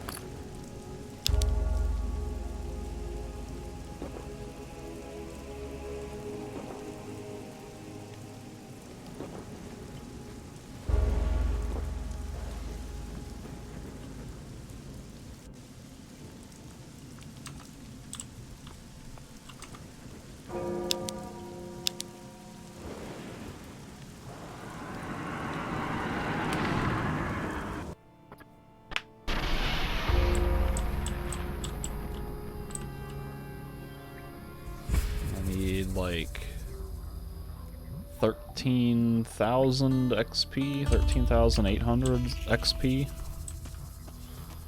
to get another level up. Maybe I can do that.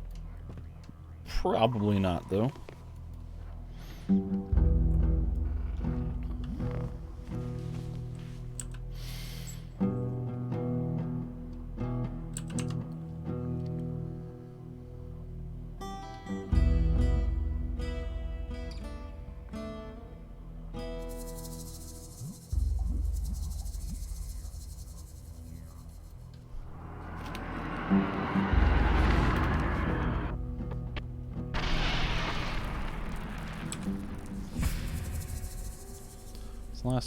Last piece that I need is right here.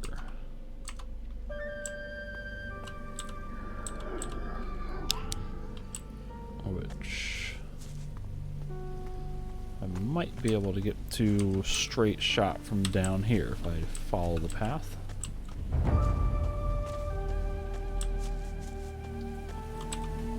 Is that the one just right down the road? I think it is.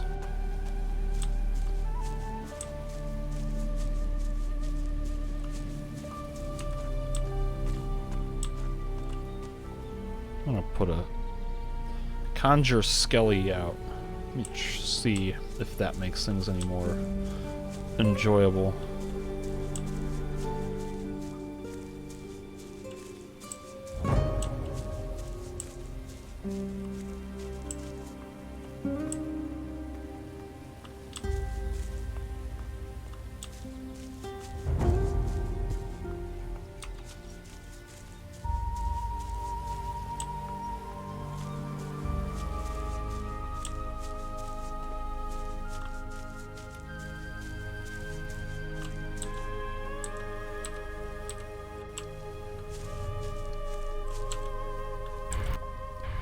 Summon Skelly. Alright, Skelly. His name is Fred. Oh my god.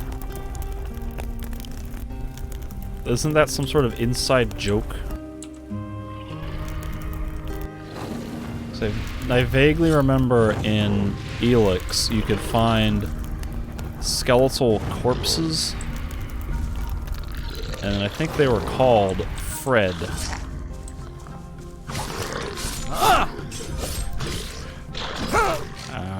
Yo, that Skelly died like super easy. Or super quick at least.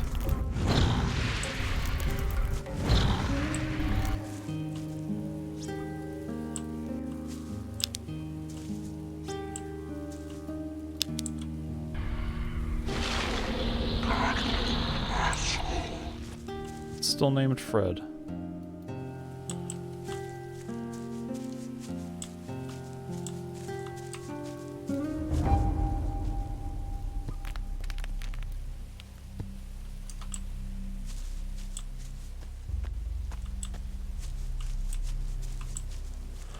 I wonder if these guys are gonna attack my Skelly.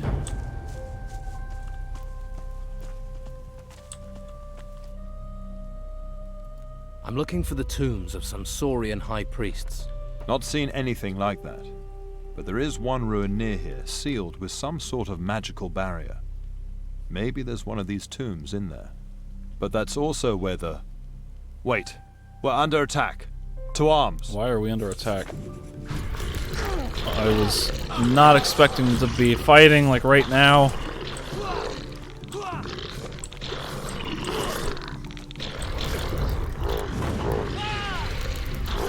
You get him, Fred. Oh, I just shot Sovereign.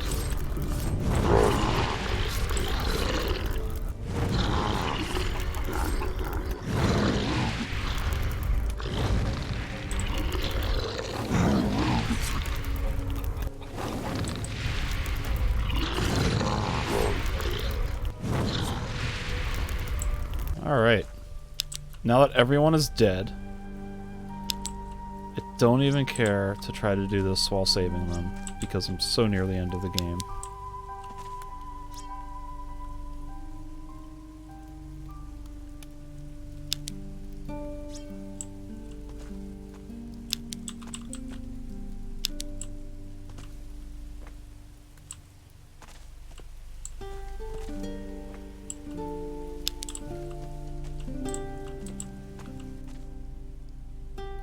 You're in...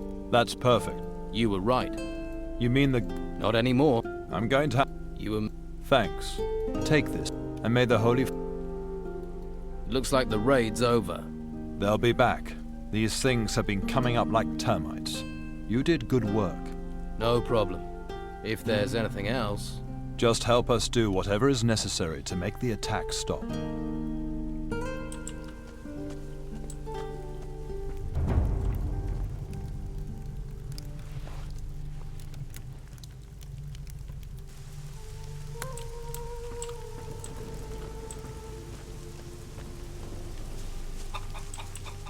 I still got Fred.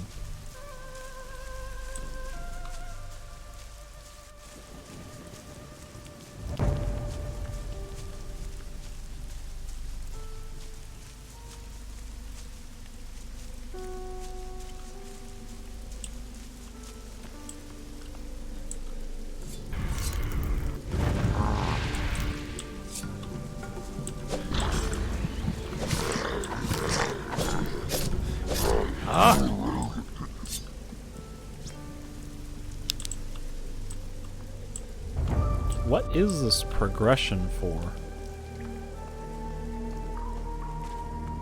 Ain't nobody giving me a quest to actually find the lizard leaders. And that's kind of starting to feel like a quest that I don't really care about trying to finish.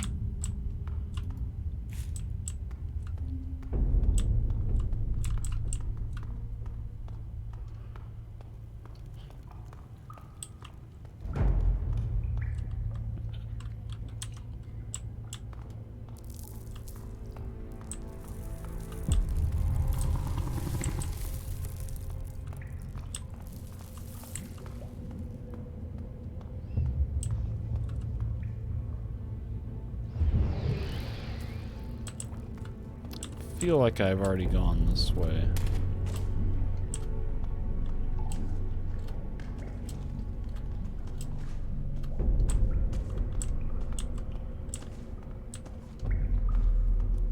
This seems like a pretty obvious thing to not have explored. And indeed, seems like I have.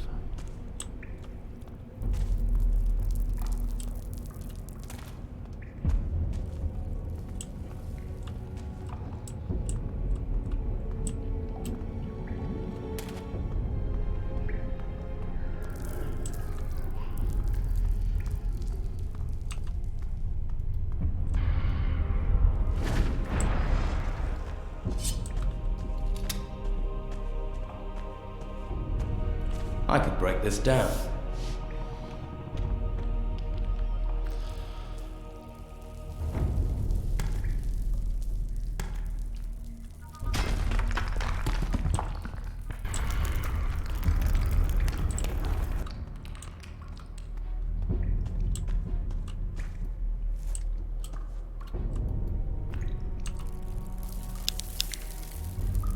There's something here about magic. This text is about magic spells.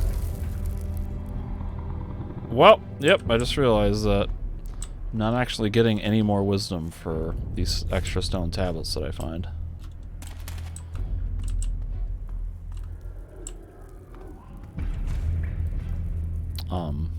Okay.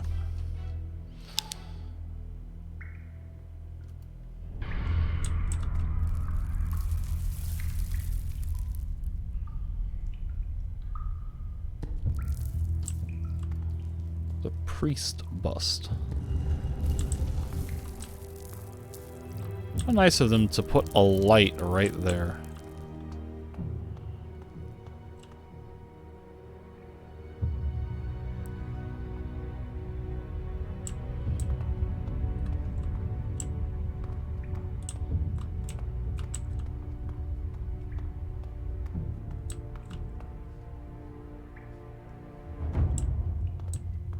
Is this it? This is all I do?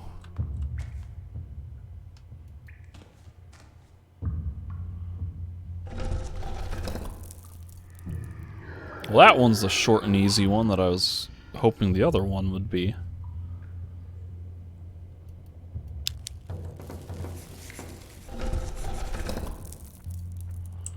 Eldrick's gotta reforge the Titan armor. I need Ursagor's armor.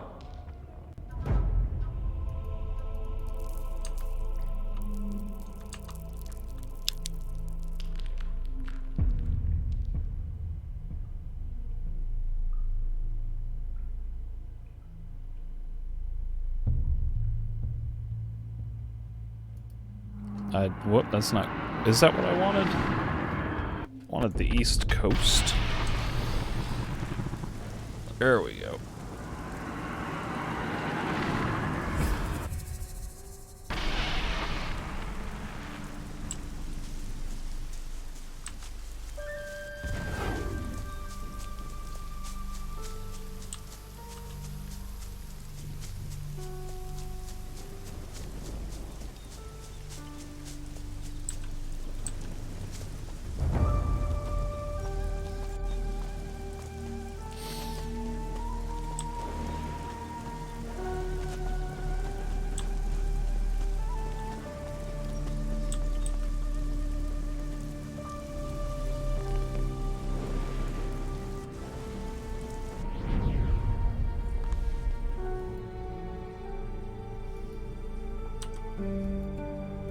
I have part of the Titan Lord's armor. Can you repair it? Repair armor? For that you need a smith, not a druid. It's not the metal, it's the magic I need you to help me with. I see. Come with me, and we shall fix this. Let's go back to your sun circle, or your little ritual die.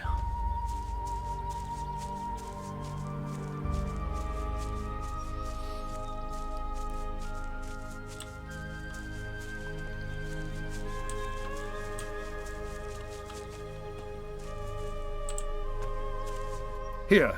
We Here. can repair the armor here. Well then. Give me the pieces. Here is the armor. Good. Then let us begin.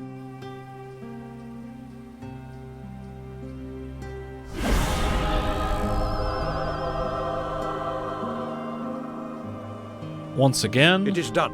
That which super was divided simple is one. animation. Here is the armor.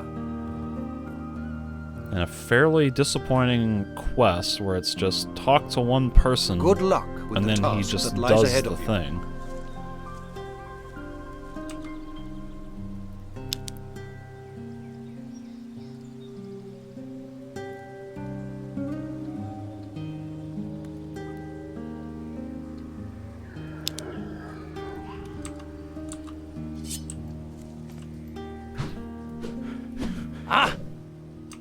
Okay, so this thingy at this point does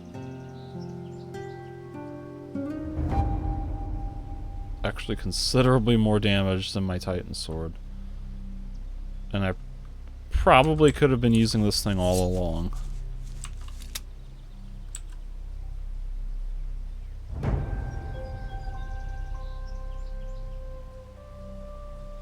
Blows with weapons in the category axe are faster.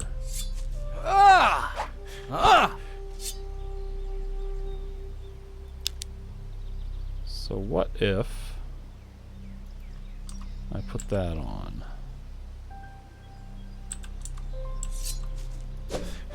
Yeah!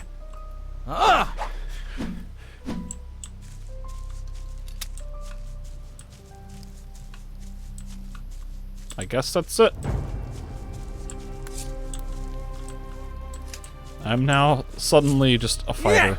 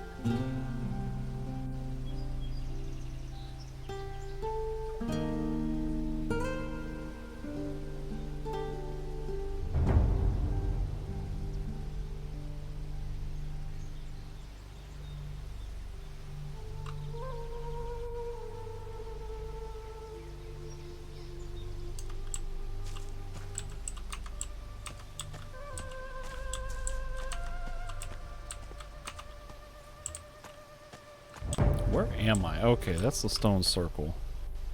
See, this is another moment where I'm like, I'm at a crossroad, but everywhere just looks the damn same.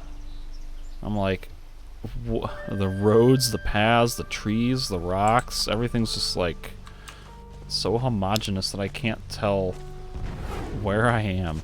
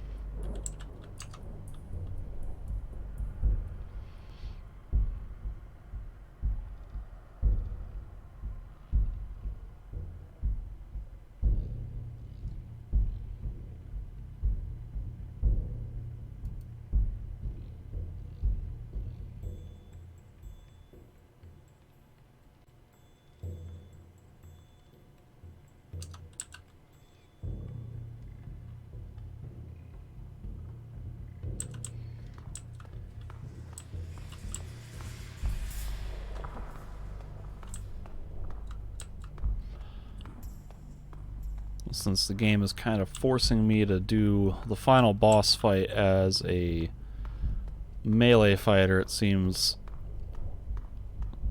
like I don't really need to have that much mana, because I don't think I'll be casting much in the way of spells, except for like offense and defense, the Berserker and Magic Barrier or whatever. Might still be able to give him a... I'll give it a try using the Fireball, but I'll be surprised if that works.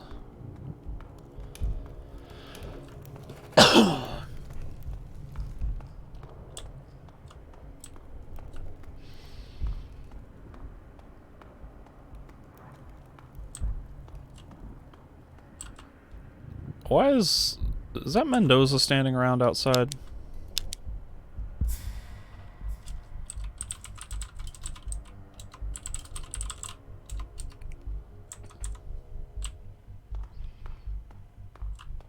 You have returned. Do you have the armor? Yes, I have found everything. Good. The world finds a man for each moment. This is your time. You are ready to face the Titan, to seal it within its prison once more. What must I do? Go to the gate. The Titan will soon try to leave its prison. You must stop it. So this should be the final boss, and I don't have much else in the world that I can do at this point, as far as I'm aware. I have a quest to find teleporter stones. I'm supposedly still missing a couple.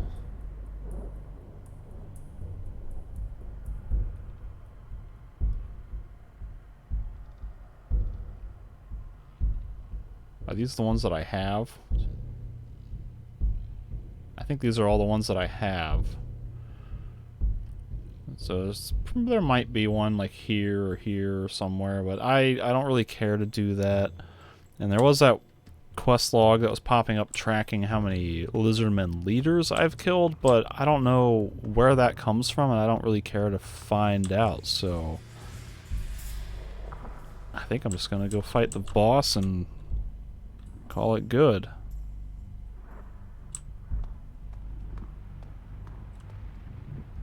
I knew you would return, but it is too late now.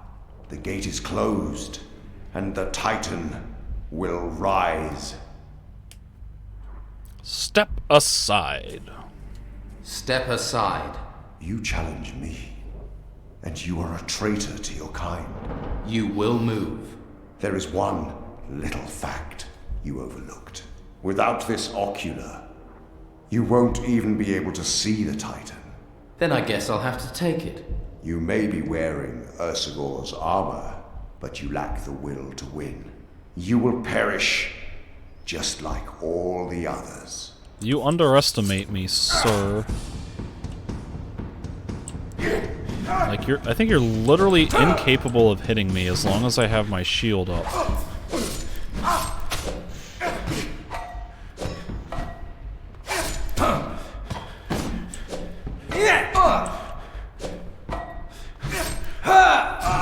Bam! He got charge attacked.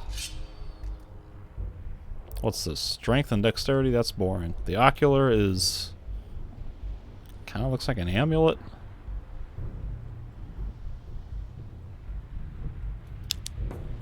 What kind of staff has he got? A double-bladed staff.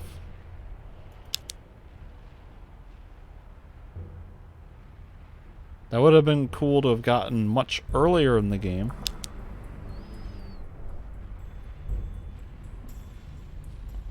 I guess the ocular's a hat. Makes sense.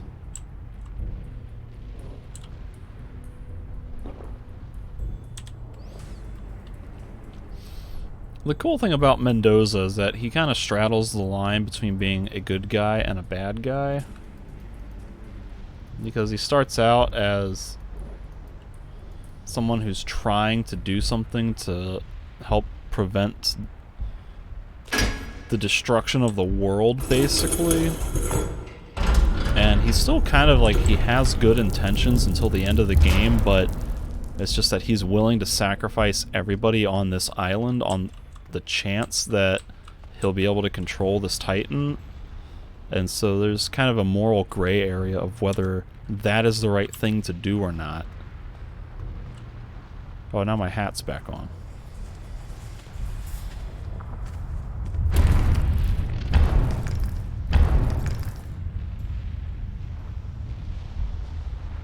I put the ocular on so I could see him. I guess it's just visible. Alright, so now we get to do the final boss. And I remember this being kind of an interesting fight originally when I played this game.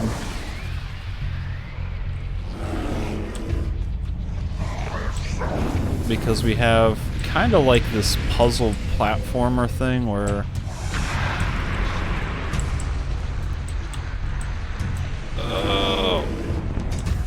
you have to be able to avoid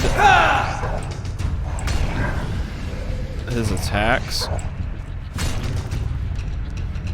and not fall in these pits. I'm holding down right click.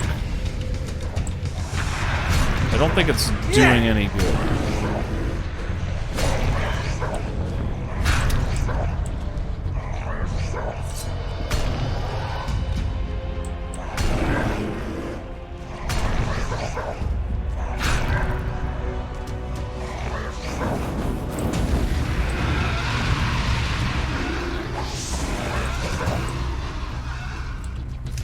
Alright, so apparently I have to reflect damage.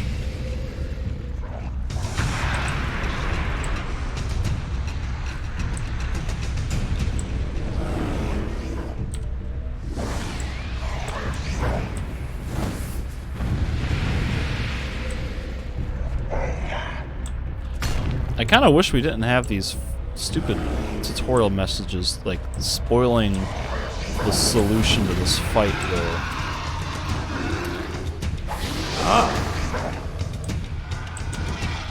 That's a little silly.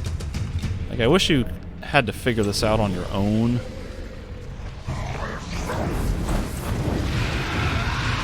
Instead of having a tutorial message explain it to you.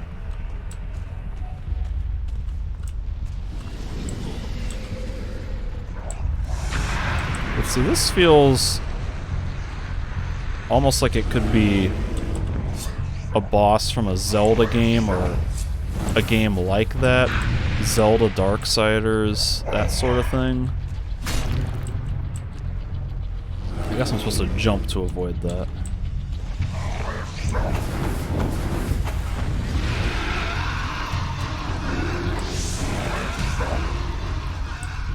And, you know, like, this boss fight, for instance, is a lot better than any of the dragon fights in Gothic 2. It's better than the practically 0 bosses that they had in Gothic 3.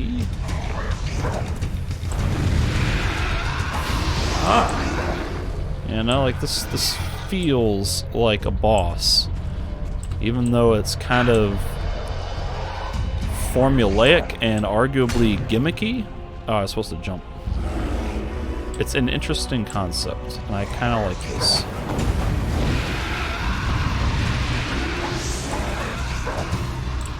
I just wish that they didn't have the tutorial messages blatantly telling you what you're supposed to do at each step of the way. And I wish it were a little less formulaic and repetitive.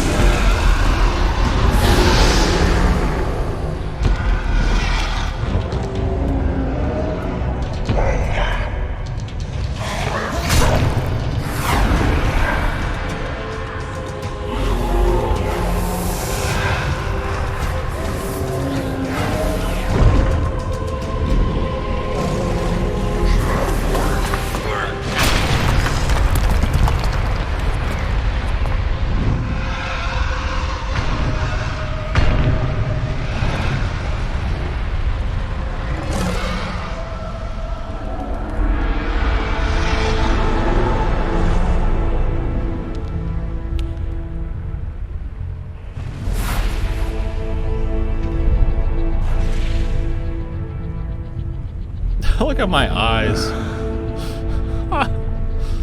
Oh my god. You look like a cartoon.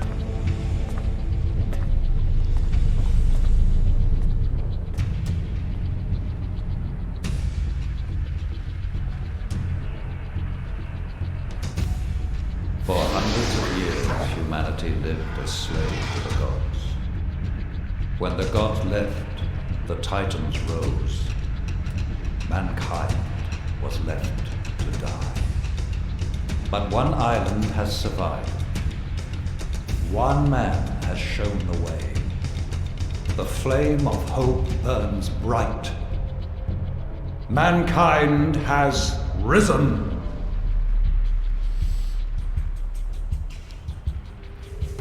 Alright, so that's Risen.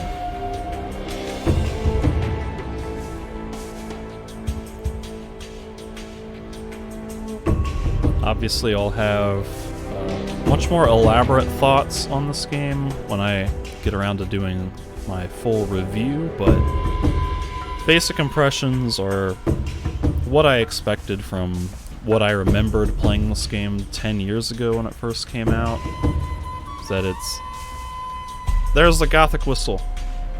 Gothic whistle. I remember that being in the credits. That little Gothic whistle, though. That's from the Pyramid Valley area of Gothic 2. But yeah, the impressions are basically what I remembered it being like from 10 years ago, is that Risen is a far better experience than Gothic 3 in the sense that it actually feels like a Gothic game with a little bit more updated polish to the Gothic formula in terms of the melee combat in particular. So it feels like a Gothic game. It has an interesting and satisfying world to explore with interesting characters and quests and things like that, that I think ultimately just needed to have a little bit more content, especially in the second half of its main quest line, just to kind of flesh it out, to make it a little bit more of a full experience, so to speak. I mean, even still, I got like 40 or 50 hours out of this, which is a lot of time for a game, but it's a front-loaded experience, because you spend like the first 30, 35, 38 hours of the game in the first chapter or two, and then it's kind of like, oh, and we're just going to end the game now, and they just rush you towards finishing it.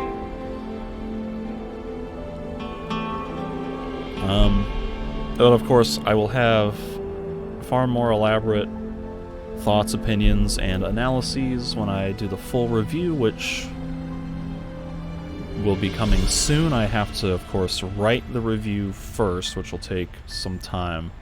Then I gotta put the video together.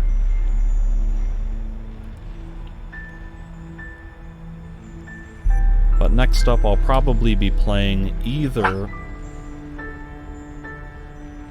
My dog just barked. I'll probably be playing either Risen 2 or Arcania.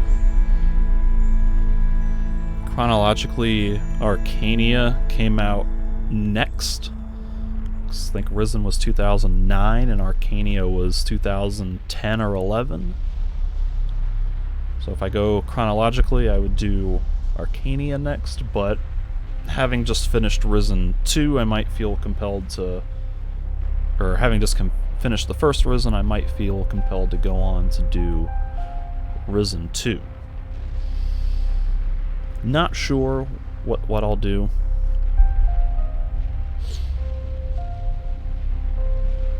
If Arcania is relatively short, as in like 30 hours or less, I might do that.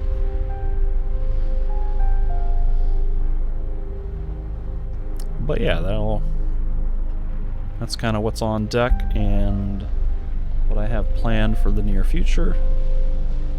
So at this point, I'm just gonna... Oh, here's the cast list. Andy Serkis, John Rhys Davies, Lena Headey. Those are the three that I called out earlier. I'm not recognizing any of these other names. Well, yeah, that'll be it for this playthrough. I'll let the credits continue to run for the sake of the video, but that'll be it. So if you've made it this far watching on YouTube, or if you've skipped this far, thanks for watching. Thanks to those of you who've been with me for the live playthrough on Twitch. Always nice to have people talking, get some conversation going while playing these games. So thanks again. Stay tuned for future videos, the review of Risen, future playthroughs of other similar games, and I'll catch you next time, folks.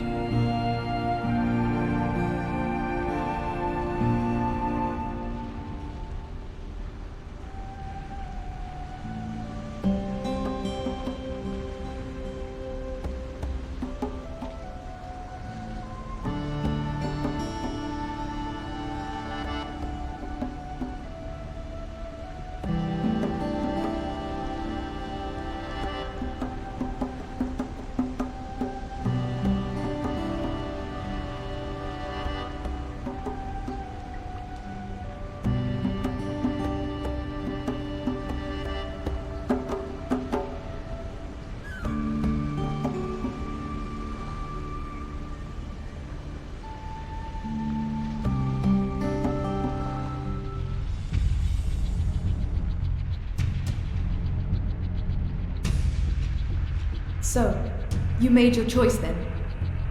I made my choice. And we're all still alive, for now. You sealed the Titan inside the mountain. That Titan, anyway.